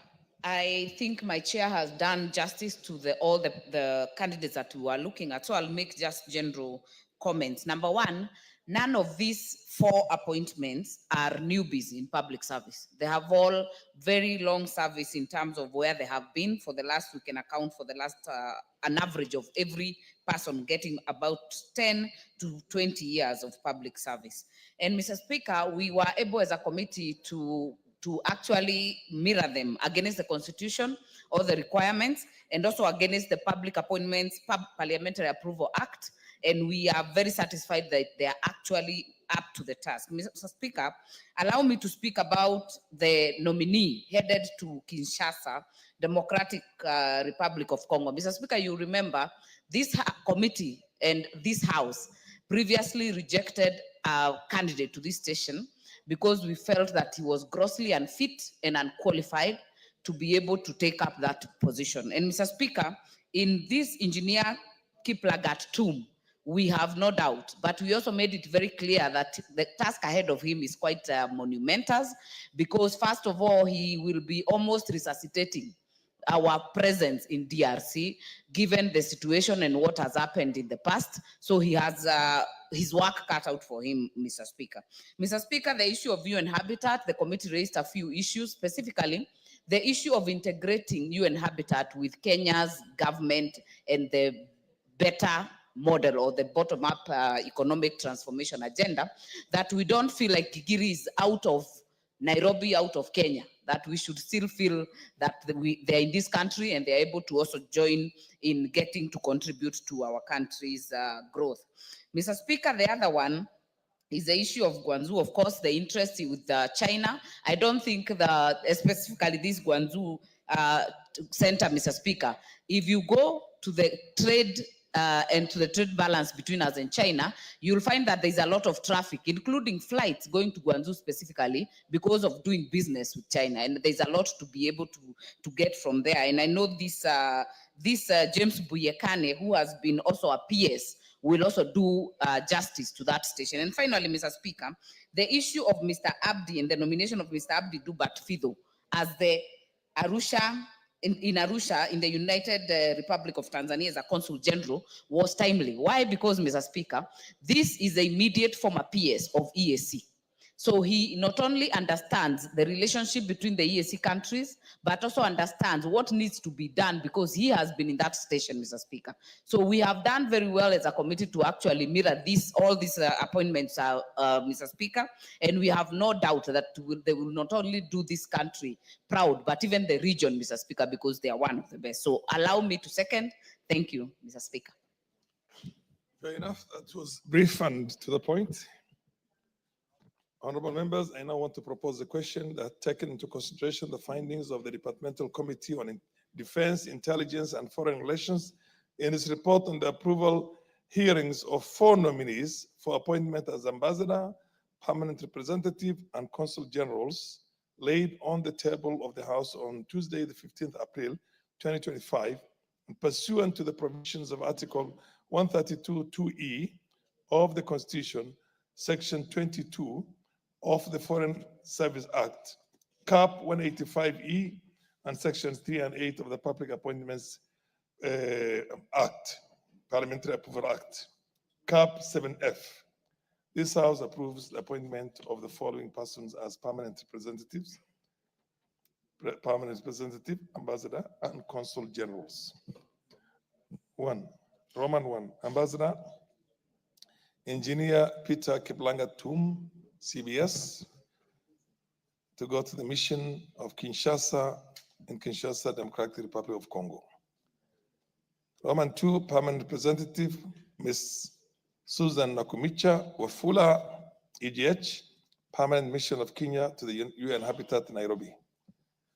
Roman 3, A, Mr. James Buyakane Mohati, CBS, Guangzhou, Republic of the People's Republic of China, as Consul General. B, Mr. Abdi Dubat Fido, Arusha, the United Republic of Tanzania, as Consul General. The Honorable, I don't see much interest, but yes, the Honorable, do you want to say something, Majority Leader? Okay, Honorable Kainan. Thank you, Mr. Speaker. Mr. Speaker, this is a very important motion, Mr. Speaker. Diplomacy, by definition, is the art, science, and the means by which nations and groups conduct their affairs in a way that projects the image of that particular country that we present, in a way that promotes the interest of that particular country, in a way that also protects the interest of that particular country. Mr. Speaker, having said this, under the Vienna Convention, which is the mother of all diplomatic engagements, there are certain critical issues that a diplomat is expected to undertake. In the Kenya context, Mr. Speaker, allow me to say this. As a country, we are not doing well, and we must call a spade a spade. I'm glad that the leader majority is here and the leader minority is here. Once upon a time, this country was the epicenter of all economic activities in the region, the pride of many African states, in particular south of Sahara. Today, our economy is struggling. Mr. Speaker, once upon a time, this country was the epicenter of humanitarian activities. Today, we are struggling. This country is supposed to be the hub of infrastructure. This country is supposed to be a communication hub, Mr. Speaker. This country is supposed to be a security hub. Mr. Speaker, this is what we wanted. This is the Kenya that we wanted. Mr. Speaker, as much as our intention is to give jobs to individuals who qualify, that paper qualification is not enough. You must have the zeal. You must have the determination. You must have the will to represent Kenya as a premier republic, Mr. Speaker. Mr. Speaker, having been the chair of this committee, having overseen the growth of our diplomatic missions, and Mr. Speaker, you are the deputy speaker. You remember at that particular time, we had a department, we didn't have even a diaspora department in the Ministry of Foreign Affairs. You remember the report that we tabled? That led to the establishment of a diaspora desk at the Ministry of Foreign Affairs. Ultimately, that also led to the establishment of diaspora desk in all our missions. Today, by the grace of God, the diaspora community is the single largest foreign exchange earner to our country. The diaspora department has a fully fledged state department, Mr. Speaker. These are the gains of some of the individuals who are foresighted and ensuring that our diplomatic representation does not only mirror on political engagement, but also mirrors on the economic realities and the well-being of the people of Kenya, Mr. Speaker. Mr. Speaker, as much as I agree with this, the individuals are qualified. You are appointed as Kenya's representative to UN Habitat. Let me zero on this. This is a technical organization. A technical organization, the UN Human Settlements Program is supposed to promote socially and environmentally sustainable towns and cities. It's also supposed to promote a transformative change in cities and human settlements through knowledge, policy, advice and technical advice, Mr. Speaker. You have been given this. Are you ready for that job? Mr. Speaker, allow me without demeaning the character of the person who has been appointed to this position, to remind her that this is not going to the Ministry of Health. You will interact with many technical people representing the face of the universe. Those failed appointments in Ministry of Health should not be carried over to UN Habitat. I want to urge her, we are giving you this job, you are qualified. What is out of order? I'm afraid, Honorable Speaker, all of us know the work Nakumicha did at the Ministry of Health. I'm afraid my friend cannot just start despite Wamboka order, what is out of order? No, you can't say we know. It's a point of debate. You will have your moment. You will have your moment. Proceed, Honorable Kenan. I have no doubt that she has. Are you on a point of order?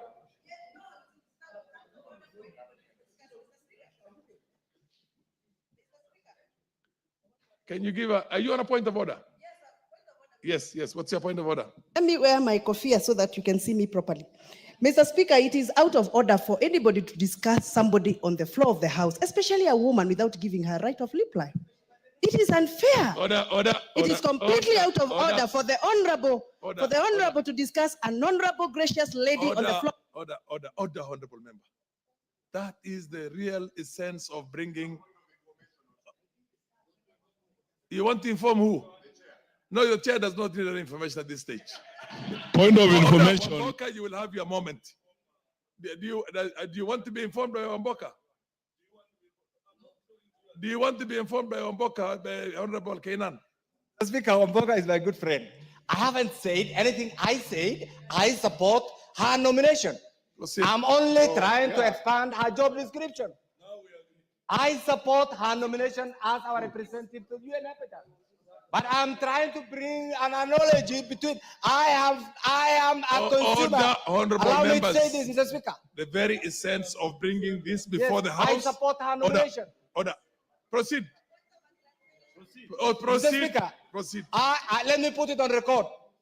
As a father of many highly educated, beautiful girls, I support the nomination of the Honorable Susan as our representative.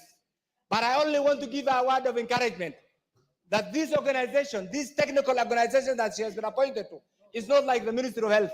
The Ministry of Health was a department, a state department in the Kenya context. She's going to interact with the whole world. If she was somewhere, she'll be taking notes now. What I'm trying to tell her, this is a technical UN arm. And I think I should be allowed to offer free advice because I may not see her. I attempted to see her from February 2024 to until she was removed as the minister, and I failed to get an appointment. So let me pass this message for free, Mr. Speaker. Mr. Speaker, what I'm trying to say is this. In summary, when you are appointed to this very important portfolio to represent the president, to represent the people of Kenya, it is not an assignment for you to go on make a living. It's an assignment for you to go and promote this country so that we benefit from your representation. And this is what I'm trying to allude to. When you go to UN Habitat, Mr. Speaker, you represent one of the refugee-dominated towns in Kenya. We want our representation in this organization to benefit the people of Dadaab, to benefit the people of Kakuma. And this is what I'm trying to say. I have no doubt she will do the job. Mr. Speaker, secondly, as a country, and I must say this, somebody has been appointed to Kinshasa. Luckily, in this country, we have not gone through militarism. You know it. We are lucky. But are we courageous enough to say and address the pitfalls?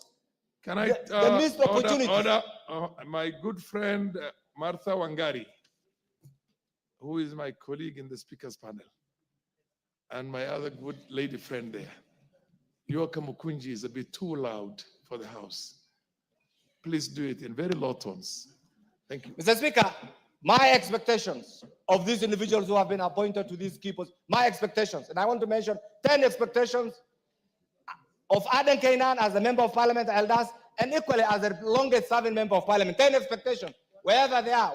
Number one expectation, promote Kenya's foreign policy in providing services to not only Kenyans, to wherever they are. 2, build and strengthen bilateral relations and bilateral relations that can benefit the people of Kenya. This is the era of multilateralism. This is the era of bilateralism, Mr. Speaker. Going outside to those organizations must add to Kenya's presence in the international community, Mr. Speaker. 3, enhance our national security and regional stability. Mr. Speaker, you know, in this region, look at what is happening. The challenges in Sudan, the challenges in Southern Sudan, the challenges in DRC, the challenges in Somalia, the challenges in Ethiopia, and the entire region. And Kenya has been an icon of peace. This must be protected, this must be promoted, so that Kenya becomes an island, continues to become an island of peace.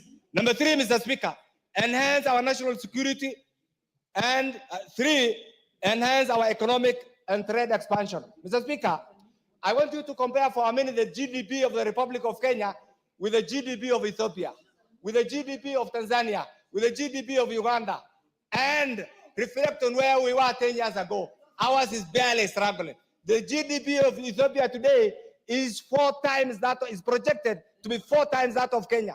Is that where we are supposed to be? Look at the GDP of Tanzania.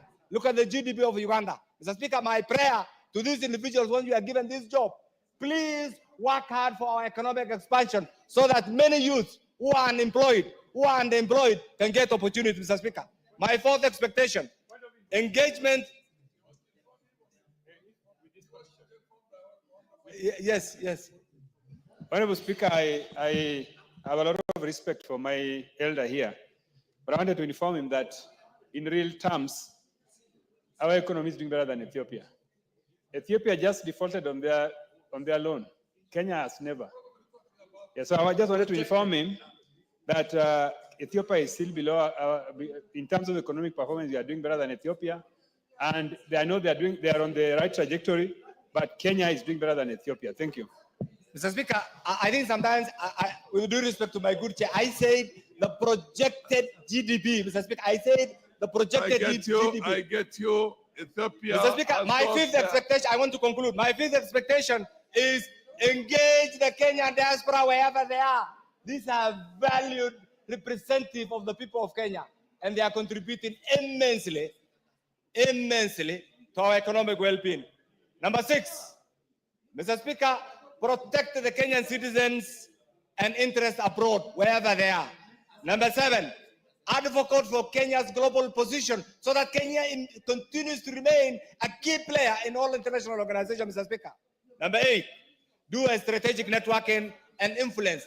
Mr. Speaker, this is why lobbyism is an emerging field in the world. If you go to America today, the best paid job is lobbyism. Mr. Speaker.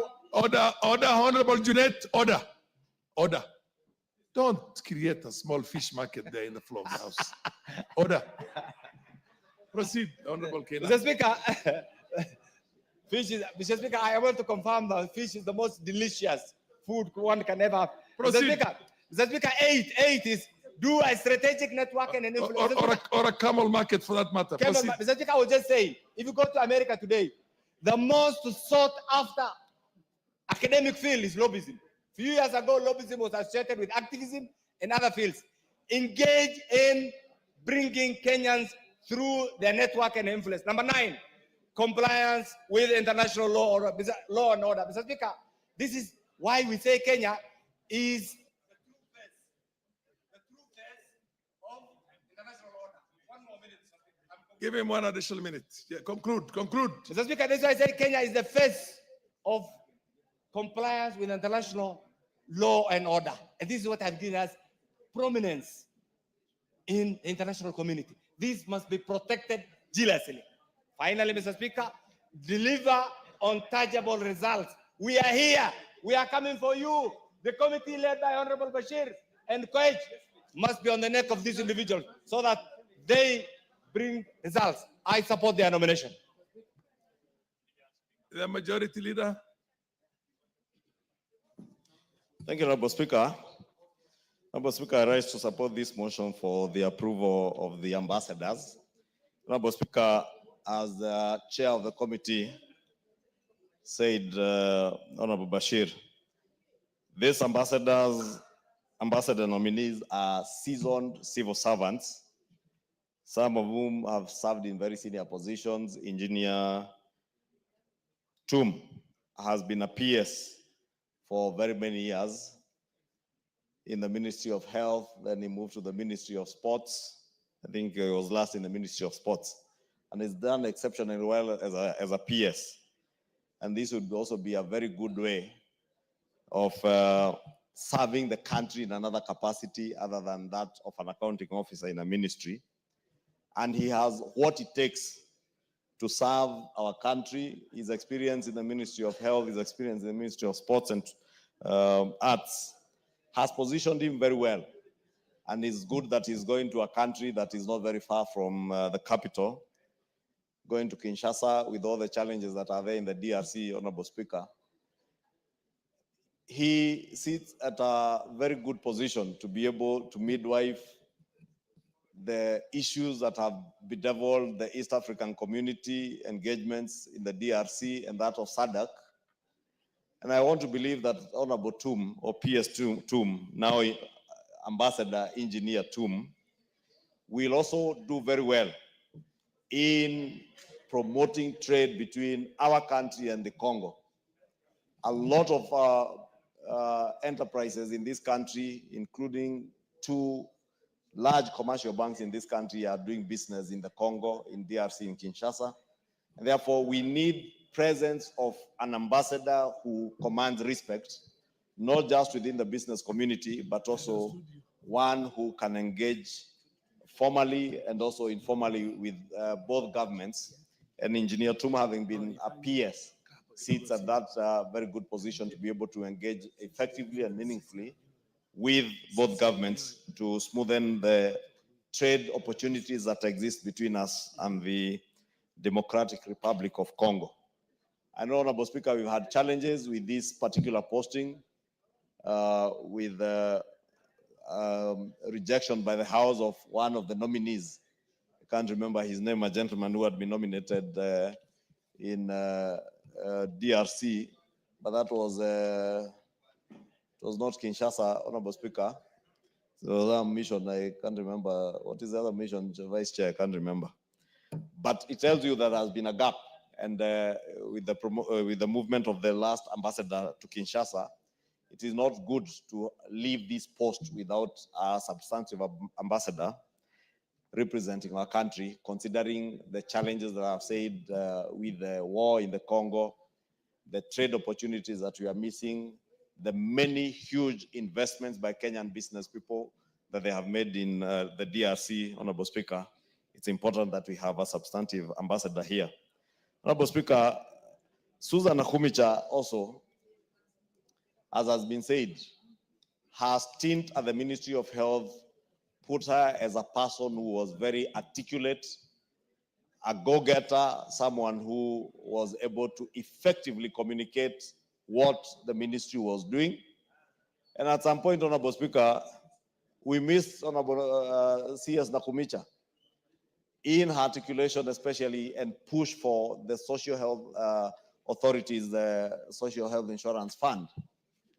I am happy now, Honorable Speaker, that she has, that work has been taken over by my predecessor, Honorable Aden Duale, and I am very confident that Honorable Duale, as I said here the other week, will do well to actualize universal health coverage in this country. This morning, the PSs have been sworn in, and PS Dr. Oluga, who is going to serve as a PS of medical services, is also a seasoned professional in the medical field, and I want to believe he also do very well together with Honorable Duale. I'm saying that because, Honorable Speaker, I am certain that the foundation that was set by CS Nakhumicha, especially in midwifing the process of moving from NHF to SHIF, she set a very good foundation. And this, Honorable Speaker, puts her at a very good position to now serve as an ambassador locally within the permanent mission of the UN Habitat in Kenya. And she will also be available for consultations with the Ministry of Health, where she will be required from time to time as a former minister to consult and offer guidance to those who are there. Because, Honorable Speaker, many people may have varied opinions on her performance in the Ministry of Health. But by and large, she did exceptionally well, especially considering that she was midwifing a transition from what was a very difficult national health insurance fund, riddled with corruption. And you know, the corruption cartels in Afia House, as was then Christian Mafia House, were definitely expected to fight back. And you have seen the pushback that has been there with the Social Health Insurance Fund, because corruption fights back. And we've always said corruption fights back.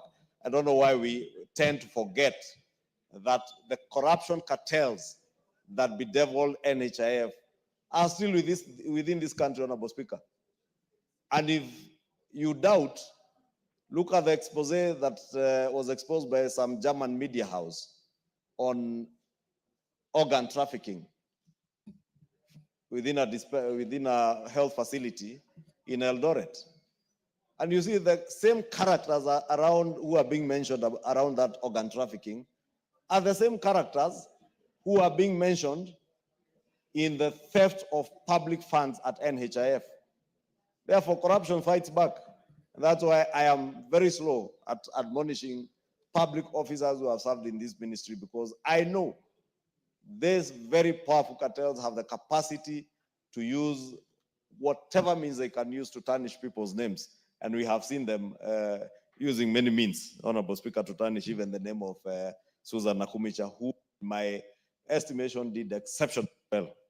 Honorable Speaker, I commend her, and I vouch for her for approval as a permanent representative to the UN Habitat Mission in Kenya. Honorable Speaker, let me speak about James Buyekane Muhati. Muhati, Honorable Speaker, also, as the chair said, and for those who have bothered to go through the report, has served very well and served our country very well as a PS and in various other capacities, even at IEBC. And he is moving on to Guangzhou as a Consul General. Guangzhou, for those who are business people like myself and Honorable Kainan, will tell you that if you have not been to Guangzhou and you're a trader in this country, then you have not been doing any trade. And this is a very important destination for many Kenyan business people who import products from China. And even those who are beginning to do cottage industry in this country, Honorable Speaker, we have many people who go to Guangzhou to learn from the cottage industries that have grown in the city of Guangzhou to be mega industries. And we have very many Kenyans who are now importing even skills and equipment from Guangzhou to come and set up cottage industries in our country, especially around the value chain of agro-processing, Honorable Speaker. And I want to believe that Muhati will do very well in terms of being able to harness our relations between the city of Guangzhou, the province of Guangzou, the Republic of China, and our country, and more so the business people between the two countries. Abdi Dubat, again, has served as a principal secretary in the government of Kenya, and being a seasoned accountant, he is an accountant. I know that for a fact because we're in the same profession, and I know the trade issues that, again, are there between us and the EAC community, issues to do with disproportionate tariffs amongst our countries, and the push and pull, Honorable Speaker, because you can see now we're in an era of protectionist policies, and everybody wants to protect their own. And Kenya should be no exception. We must protect our own industries, we must protect our own manufacturers and our business people. And therefore, Abdi Dubat has his work cut out at EAC in Arusha to ensure that even as we work together within the East African community and the other regional blocs, that are there, Honorable Speaker, that as we encourage trade and open up the African free trade, African free, it's called what? The African Continental Free Trade Area. As we open up, Honorable Speaker, we also protect our own industries. And I want to believe that Abdi Dubat, having been a principal secretary, being a seasoned accountant, Honorable Speaker, will serve very well. I know the Honorable Junet wants us to put the question, but I was also trying to buy time for other reasons, Honorable Speaker, in saying what I am saying, and he knows why. I therefore beg to support before we put the question or before others contribute to put the question. I would give the Honorable Bissau an opportunity to contribute. Thank you, Mr. Speaker, sir. I raise to support the motion, and I think all the four candidates are a very good pick. But on the onset, I would like to exceptionally talk about the nominee for the Habitat, Madam Nahomicha, who I also interacted with when I worked at the United Nations myself, when she was working with the University of California as the head of supplies. With her demeanor, experience, I think she's a very good fit. And I think I had the contribution from Honorable Kainan, talking about the agency being technical. I think as much as it's technical, the personality, the zeal, the experience, I think Nahomicha is a very good pick. And for the other picks as well, if you look at the DRC Congo, you need a mind of a person like Engineer Tum, cool person in those type of environment. And PS Mohadi as well, who's moving to China, is also a very good pick. So, Mr. Speaker, I support the motion. The Honorable Junet, are you going to ask me to put the question? No, Mr. Speaker, let me just contribute. I didn't want to contribute. Let me say I oppose the motion, Mr. Speaker. I oppose because, Mr. Speaker, you know, we cannot be recycling people who have served in a very high office, and then you give them another office. When will career diplomats get a chance to serve in our diplomatic missions, Mr. Speaker? When are they going to get, Mr. Speaker? Every politician who has failed, every civil servant who has failed, every person who has failed is being dumped in a certain mission somewhere in the world, Mr. Speaker. This is demoralizing our career civil servant. There are people, Mr. You heard you were saying majority leader. Now let me do my minority work. This is my minority job now. There is no broad-based on this one. Order, proceed. Majority leader, there is no broad-based on this one. There is no broad-based. Who mentioned the point of order? Mr. Speaker, you see, they are career civil servants who start their life in a very young age as civil servants who want to work in the world of diplomacy. They start in the Ministry of Foreign Affairs from job group something down there. They grow. Then when they reach near deputy ambassador, they get stagnated there. They can never move from there because Junet will be voted out in Suna East, then he will be made an ambassador. Kainan, I can see, is most likely after next election is going there. So, Mr. Speaker, Mr. Speaker, Mr. Speaker. Order, Honorable Kainan. There's nothing out of order. Proceed. Mr. Speaker. Proceed, Mr. Speaker, me, I'm of the view, even the government, Mr. Speaker, of Honorable, the late Daniel Teacher of Moi, never did this. Kibaki never did this. This thing started with the Jubilee. This is of recycling people like the way you recycle Dandora West, Mr. Speaker. Mr. Speaker, this culture must stop. This culture must end. If, you see, these were people who were serving in high offices. The appointing authority has the prerogative to relieve them of their duties. But by the time he's relieving them of their duties, that means there must have been some problem. There must have been either some incompetency somewhere, some malpractice somewhere. There must be something like that. Or change of loyalty. You know, maybe some went to a Munyoro, who knows? Order, Honorable Junet. Sometimes it has very little to do with efficiency and performance. It Yeah. has maybe broad-based government. Are you No, sure? no, Mr. Speaker, it's not far from it. Far from it. It is about other issues.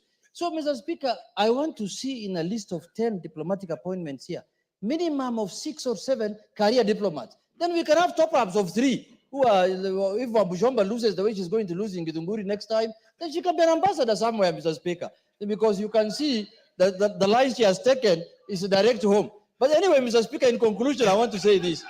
Mr. Speaker, that let us... What's out of order, Honorable Omichomba?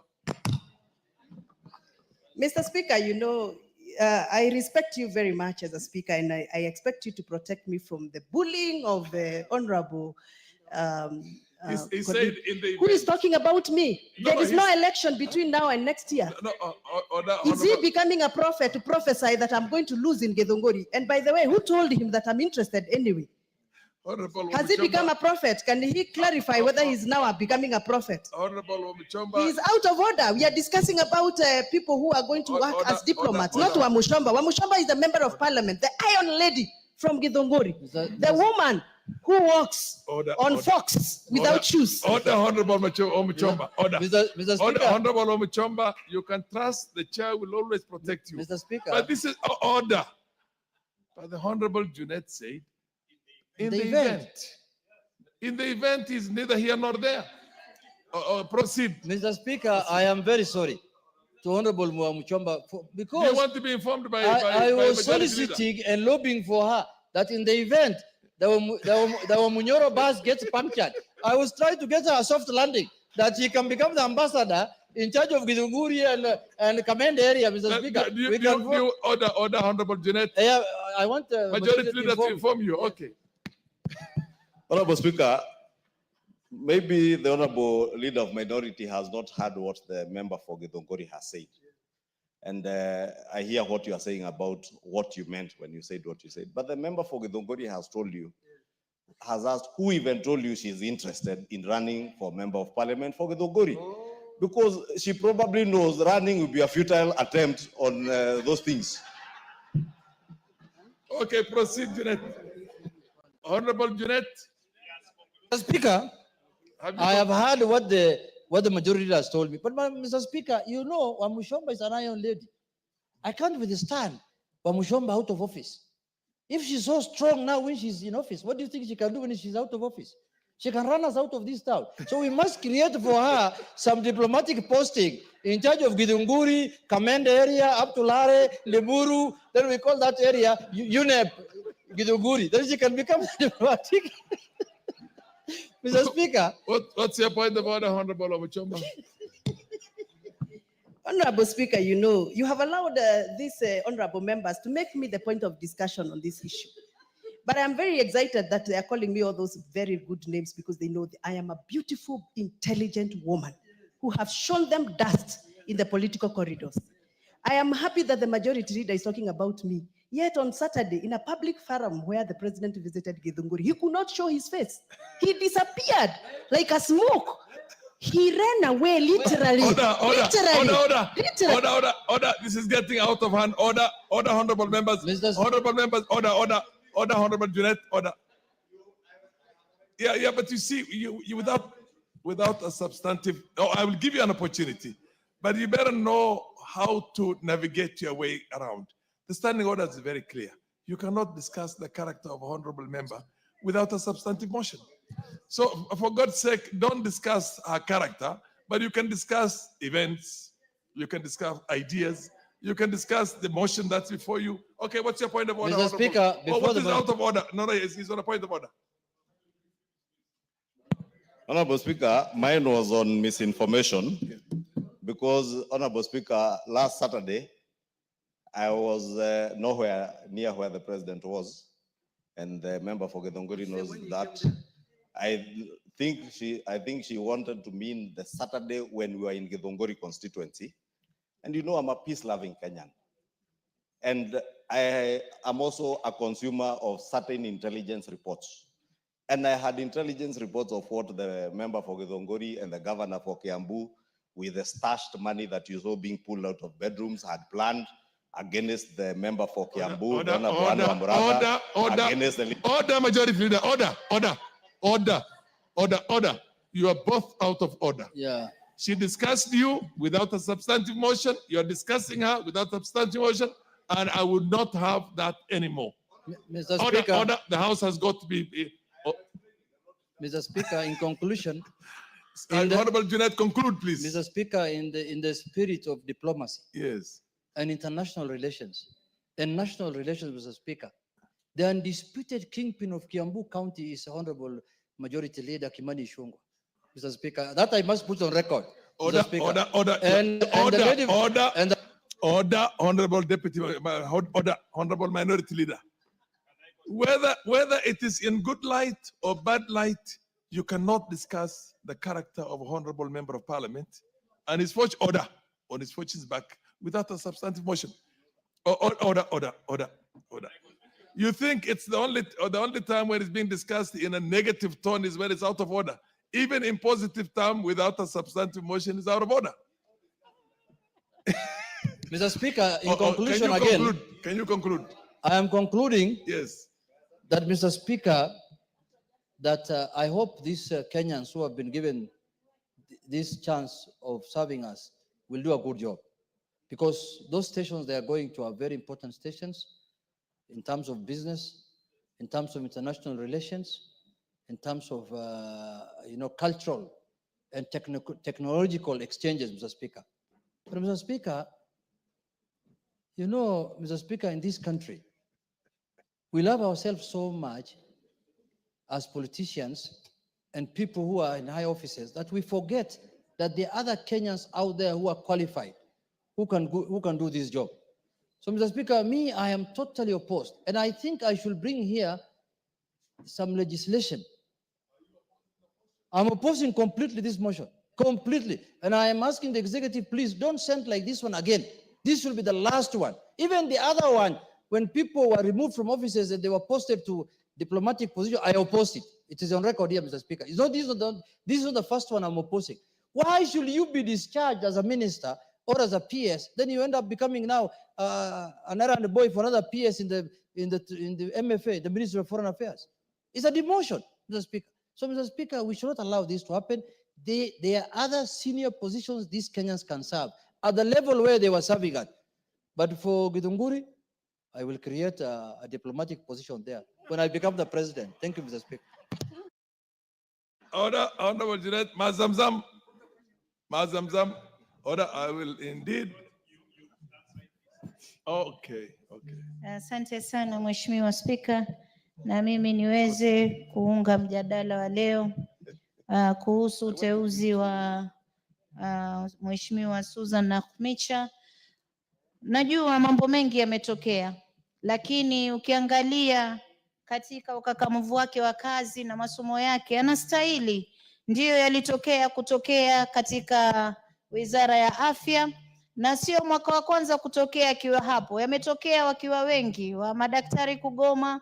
Kwa hiyo ni taifa liangalie tu madaktari, walimu na wengine wanaangaliwa vipi mshahara yao na mambo yao. Lakini Nakhumicha alionyesha, na ni mama, mimi kama mama siwezi kumvuta mama mwenzangu chini, kwa sababu najua anaweza, aliweza na anaweza. Hata kama pengine ametoka sehemu kubwa amerudi sehemu ya chini, lakini pia pale anaweza kuserve taifa yake akiwa pale, Mheshimiwa Spika. Kwa hiyo mimi naunga uteuzi wake na namwombea Mungu aweze kufanya kazi yake akiangalia maslahi ya Wakenya yaweke mbele. Asante sana Mheshimiwa Spika. Thank you, Honorable Speaker. Honorable Speaker, I stand to support the nomination for the three to the ambassadorial positions. The Honorable Peter Tum, Engineer Peter Tum, the Honorable Susan Nakhumicha, and the other two who have been nominated to ambassadors, that is to the Habitat, then to the DRC, and then to Konsu. Honorable Speaker, I want to disagree with the minority leader in that stating that these are people who did not perform in their various areas, and stating that it should only be people who have grown in their careers. You know, ambassadors are people with different expertise. They are they're just not only within the diplomatic circles. You have people who are expertise in trade. You have people who are expertise in health. It exposes everybody to an equal opportunity. And I think this is where we come in. Having served in the various capacities as a cabinet secretary for health, Susan Nakumicha demonstrated that she's capable and she's of wide experience, and she was able to, as a former chair of the health committee, were able to work well, and she had capacity to be able to deliver. And I think going in now as an ambassador to the UN Habitat. Are you on a point of order, Honorable Koyo? Oh, Honorable, would you wish to be informed by the Honorable Koyo? Yes, the Yes, member for proceed, Honorable. Ahero can inform me. Mohoroni, sorry. The Honorable Koyo, yes. Thank you very much. With due respect, Mr. Honorable Speaker, I want to inform my good friend that Ambassador is backing orders, report to permanent secretaries. So Mr. Toom, my friend who was Engineer Toom, who was permanent secretary, now will be reporting to another permanent secretary, who is now will be his boss, meaning he has been demoted. Thank you. I think that was not information. Order, honorable members. Honorable members, I think you need to understand a little bit about statecraft. An ambassador is a representative of the president. That's why he's called His Excellency. Yes. Or Her Excellency. And the PS is not His Excellency. Order. The chair is talking and you sit. Freeze. That is why when you are appointed as an ambassador, it's not a demotion. A minister, maybe technically you have a certain thing, but that ambassador represents the head of state. That's why they're called His Excellency or Her Excellency. You cannot address a permanent secretary as His Excellency. So it's not a demotion. Proceed. Thank you. And that's why I was saying his information has not helped my debate, because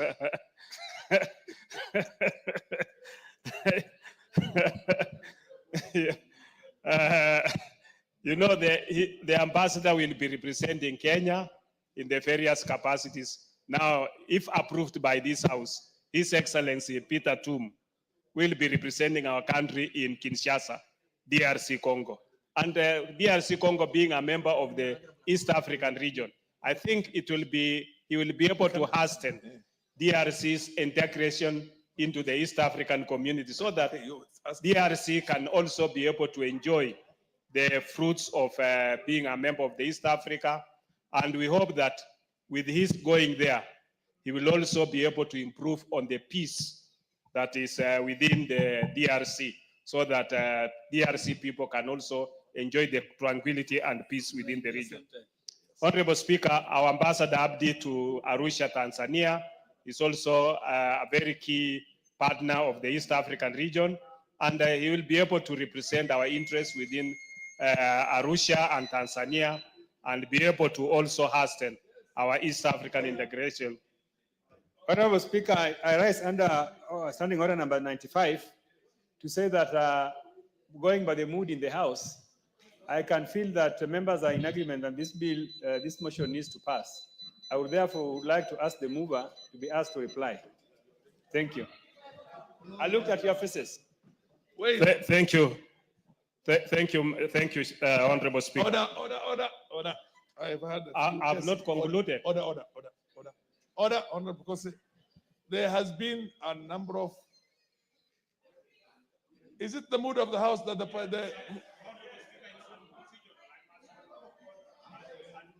order, honorable, order.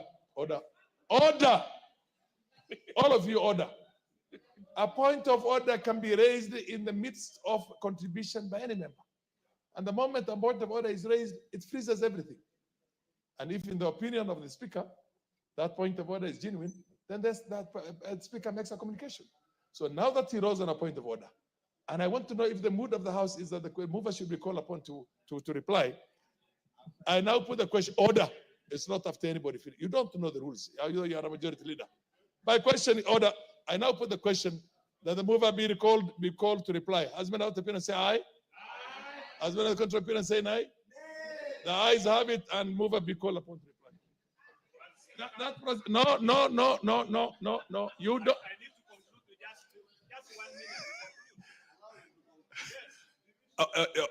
Honorable Majority Leader, Bokose, you are my good friend. I have all the respect for you. But you people have turned this house into something else. The order, not after I have already put in a question on whether the mover should be called upon to reply or not. Please respect the rules of the House. I left these rules when they were sacrosanct. Now you people are turning it into something else. Order. Proceed, Honorable Mover, reply.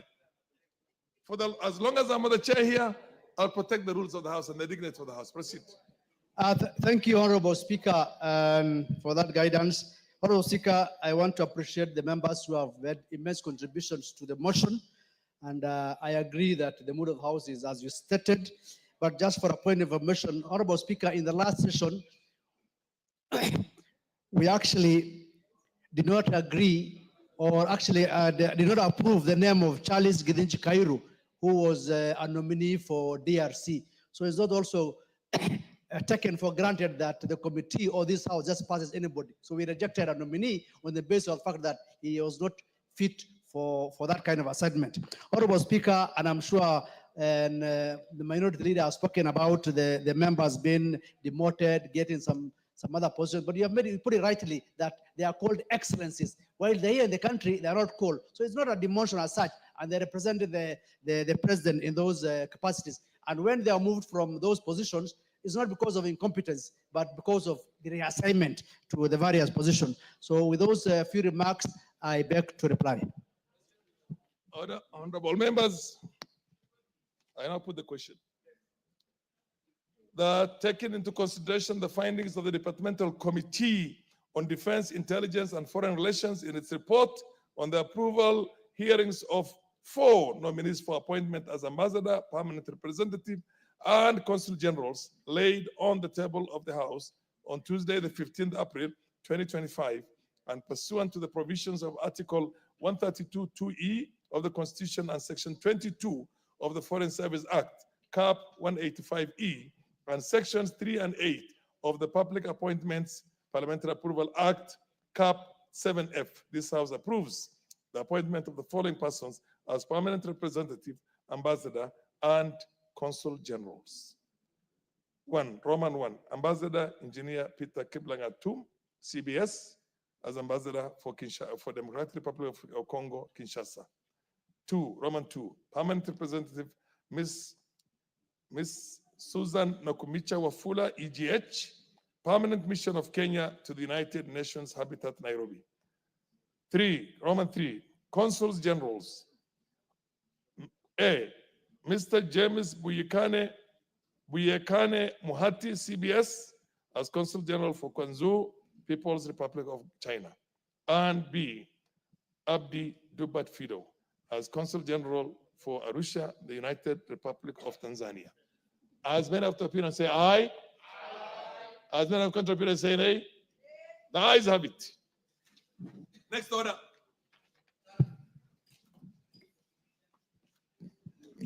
Order number 9, the County Government's Additional Allocations Bill, Senate Bill number 1 of 2025, second reading. Yes, Chairperson, Budget and Appropriation Committee. Thank you, Honorable Speaker. Honorable Speaker, I beg to move that the County Government's Additional Allocations Bill 2025, Senate Bill number 1 of 2025 be read a second time. Honorable Speaker, additional allocations to counties are provided for under Article 202, Sub 2 of the Constitution, where it is stipulated that county governments may be given additional resources from national government's share of the revenue, either either conditionally or unconditionally. Additionally, Article 190 allows for legislative measures to provide further support to counties to enable them perform their work effectively. Honorable Speaker, County Government's Allocations Bill is coming to this House in concurrence with the Senate, pursuant to Article 110, sub 4 of the Constitution. Honorable Speaker, this bill, Honorable Speaker, I want to say that we passed another similar bill in this House on 14th March 2025. And this bill was forwarded to the Senate, and the Senate has not yet progressed with the same bill. But, Honorable Speaker, this bill from the Senate varies the amounts that we forwarded with the bill that we sent to the Senate, with a variation of about 25.53 billion. Honorable Speaker, that variation to Senate was done because we were responding to the reductions which happened in the supplementary estimates too, 2025, which we passed here. In that estimates, we drastically reduced the estimates on the bill. But, Honorable Speaker, this bill now, again, increases the allocations by about 25.5 billion, making the total allocation in this bill at 50.04 billion. Honorable Speaker, this variation has received concurrence from National Treasury that has affirmed that indeed they will be able to provide for this variation. Honorable Speaker, if you look at this bill, largely the variation is supported from funds, loans, and grants from development partners. Honorable Speaker, the development partners have also confirmed that the funds that we are providing for here is ready, and once this bill is passed, the funds will be available for counties to perform their functions. Honorable Speaker, in this bill, 8.4 billion from national government share of revenue will be provided by National Treasury, while 42 billion is from development partners in the form of loans and grants. Honorable Speaker, I need to highlight that out of the 8.4 billion which will come from national share of revenue, 1.75 billion is money which is earmarked to country governments to sort out the outstanding salary arrears for health workers. Honorable Speaker, when health workers were on strike, there was a return to work formula which was signed. And this gave 1.75 billion shillings to counties to sort out that arrangement. Honorable Speaker, the other issue which is important in this bill is that we are providing for about 2.9 billion to be able to help counties in what we call county aggregation of industrial parks. Honorable Speaker, counties have done so well in developing these industrial parks. These industrial parks are very, very important because they are going to be the centers of value addition for local products that are being done in counties. Honorable Speaker, providing for this allocation is going to fast track this line of development. Remember, Honorable Speaker, that this is one of the key items in the bottom-up economic model which we are implementing as broad-based government. Honorable Speaker, the other important item in the bill has to do with about 42 billion which has been provided for from donors in form of grants and loans. Honorable Speaker, this allocation is going to be spent in the area of health and agriculture and water and sanitation. Honorable Speaker, these are programs that are very, very critical for our people in the grassroots. And we need to facilitate our counties so that they are able to receive these monies and then they'll be able to develop these programs for our people. Honorable Speaker, when we were doing public participation, governors appeared before us. They told us that indeed they have done procurement. What is now waiting for is the funds to go so that these services can be provided for. The other issue, Honorable Speaker, has to do with what we call universal health coverage.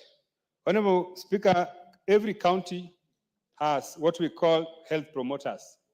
These health promoters, their monies are also provided for here because the national government pays directly to health promoters 2,500 shillings, and counties are also supposed to do the same.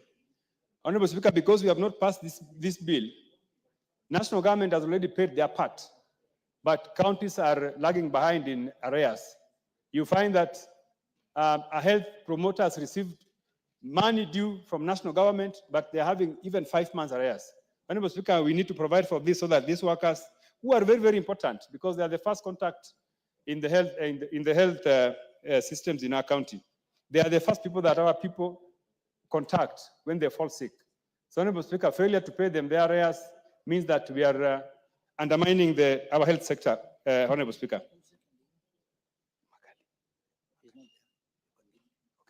Yes, Honorable Speaker.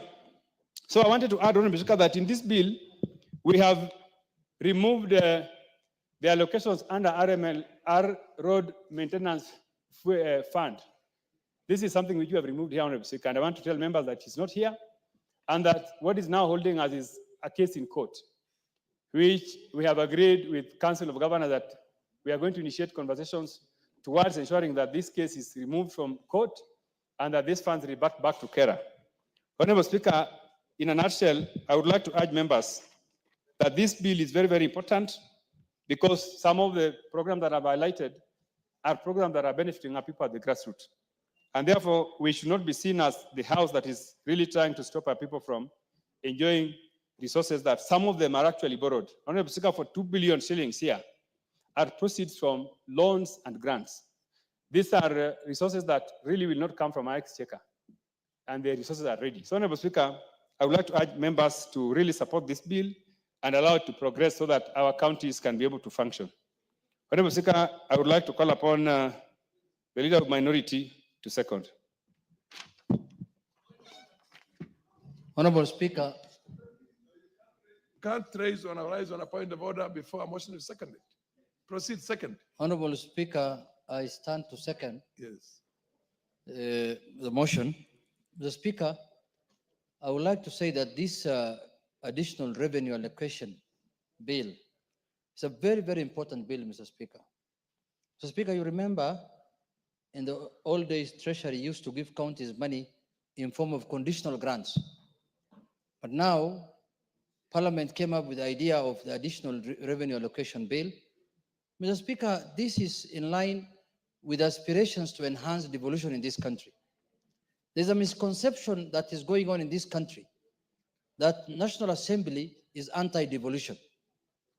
Mr. Speaker, there is no person with sane mind that can oppose devolution, because this is the only avenue that we have that takes billions of shillings to the counties and to the places where people live.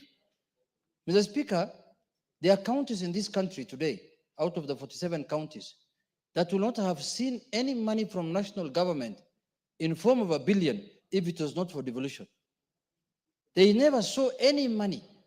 They used to be in the budgeting system of the centralized system of governance, Mr. Speaker, and you're old enough, you know that. They used to be told your money has been put in security to defend you people from enemies and other things, and they will never see any development money in their lives. Counties have revamped our livelihood, Mr. Speaker. I know there are a lot of shortcomings. People believe that there's a big problem in counties. There's corruption, there's malpractices. All that can be addressed separately without killing the idea of devolution, without killing the vision that the people, the framers of this constitution had in terms of making the livelihood of Kenyans better, Mr. Speaker. Many developed countries in the world, Mr. Speaker, Germany and all other countries that have developed because they implemented devolution. They devolved money from the center to where people live and where people,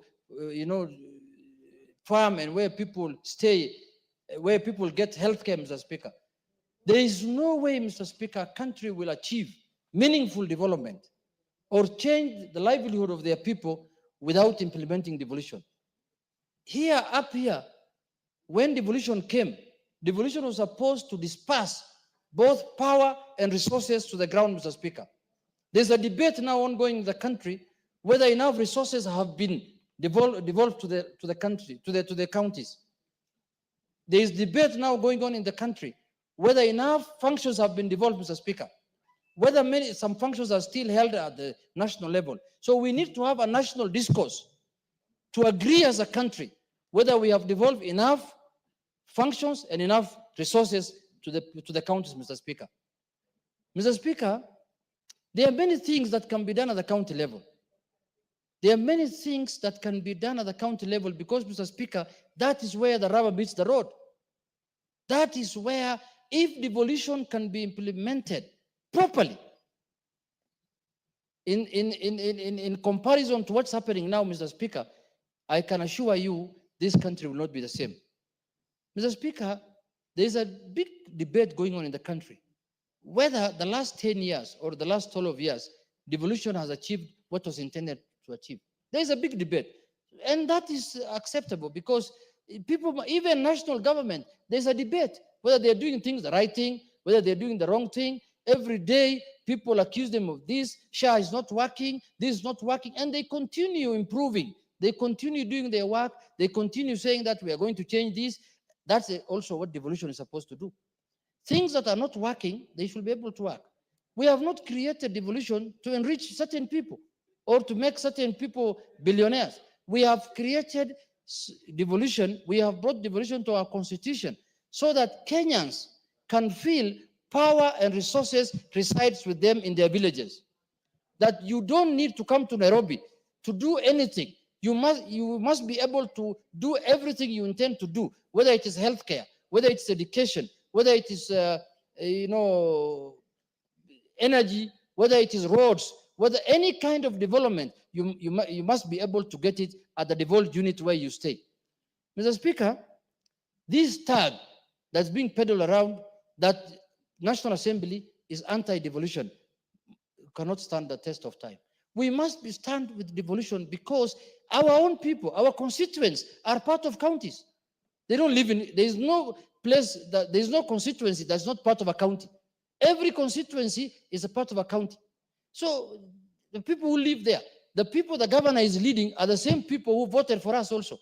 So there is no way we can fight devolution. It can't be right if we are branded that we are anti-devolution. But we must also be able to oversight. If the county government is not doing their work, it's our responsibility to point it out and say that this has failed and that has failed. But I think Kenyans must now go back to the drawing board and ask themselves, how do we improve and make devolution better for the good of all of us now? How do we devolve more functions? How do we devolve more resources and put accountability measures in place?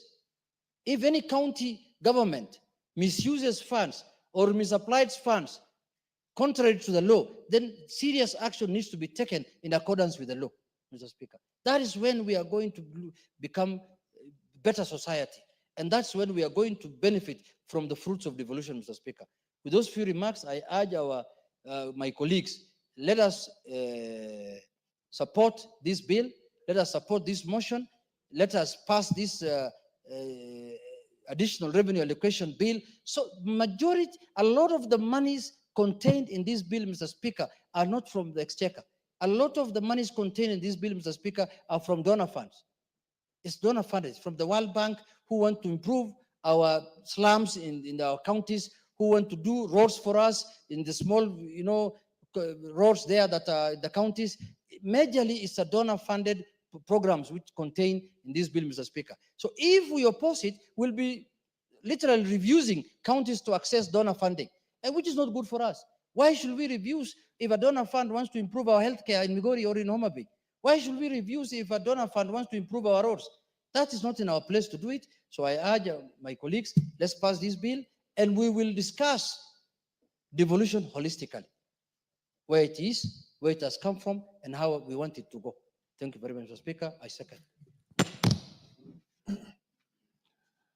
Honorable members, I now propose a question that the county government's additional allocation bill, Senate Bill number 1 of 2025, be now read a second time. You're on a point of order. What's your point of order?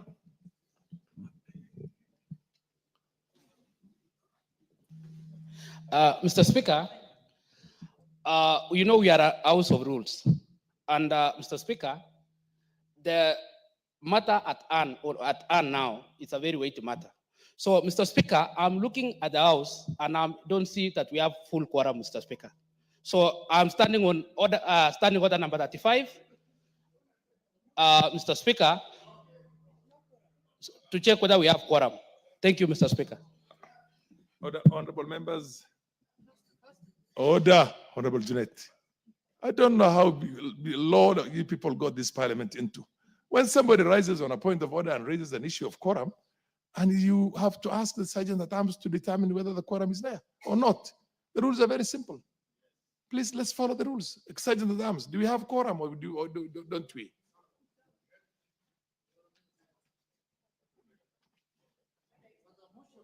Order. We don't have a quorum. Okay, ring the quorum bell.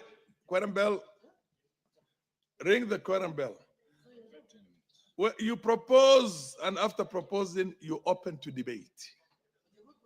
I proposed. What's wrong with you? Yes. Junet, enthusiasm seems to have taken the better side. Ring the, is it ringing? For 10 minutes. 10 minutes. Go and get.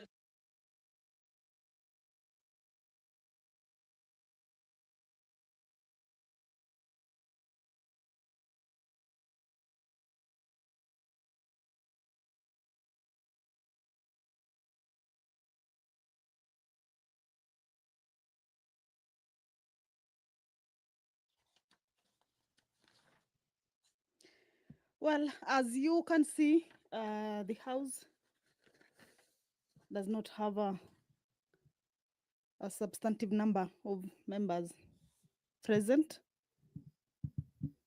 Clearly, many seats are empty. And of course, this is one of the concerns that has been raised by one of the members, indicating that a quorum during the proceedings of the House is not present, and that the business that is being discussed, or the business that is on the floor of the House, requires enough number of members to be present, at least to be able to legislate on the matters that are on the floor. What was on the floor before that point of order regarding the lack of quorum during the proceeding of the House?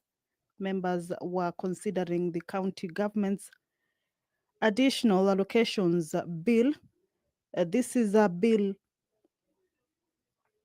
that is originating from the Senate, Bill number 1 of 2025, a bill that is co-sponsored by the Chairperson Budget and Appropriations Committee, Honorable Sam Matandi. And actually this afternoon, he moved this particular bill and was seconded by the leader of the minority party, Honorable Junet Mohammed. And the speaker was about to give way for debate for members to be able to weigh in on this particular bill.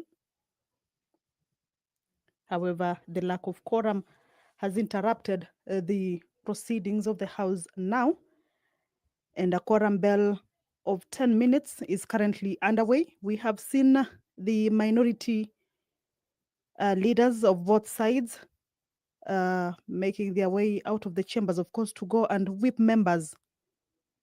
At this point, we believe that the members are somewhere within the precincts of Parliament, and the leadership, especially the minority leaders of both sides, that is the minority and the majority, have walked out to whip the members to make their way back into the chambers.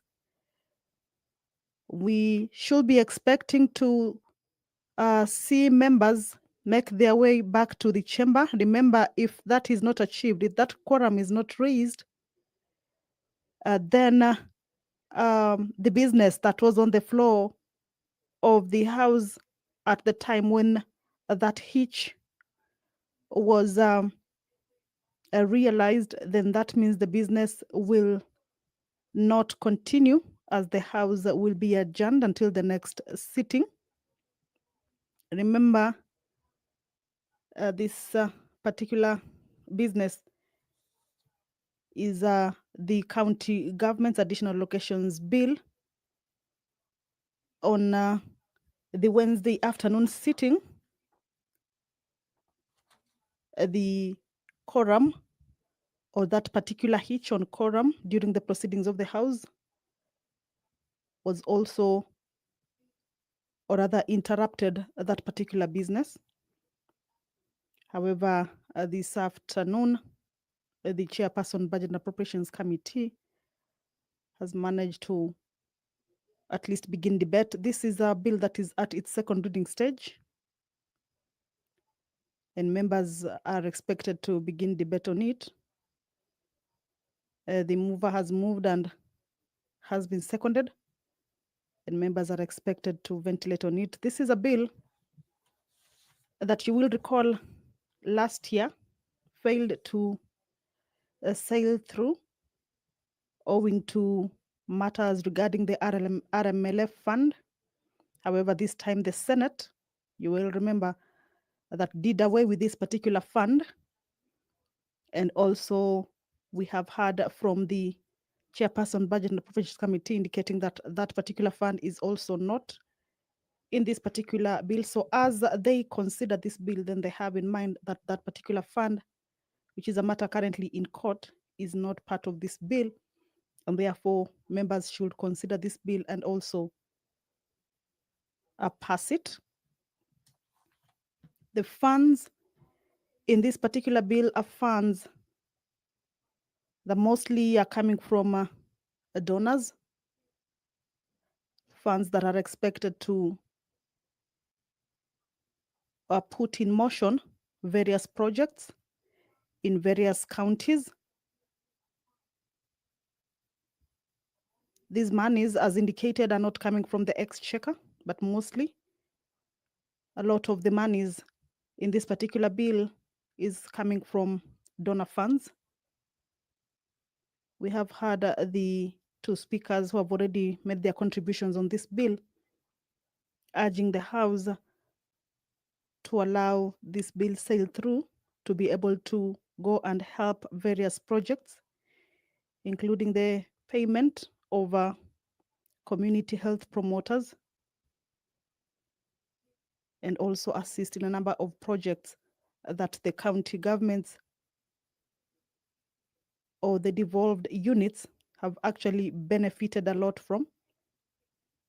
Last year, this particular bill did not sail through, and therefore the funds did not reach the county governments. However, this time round, once this particular bill sails through, remember the Senate already considered it and passed it, and now it is the turn for the National Assembly to also consider it.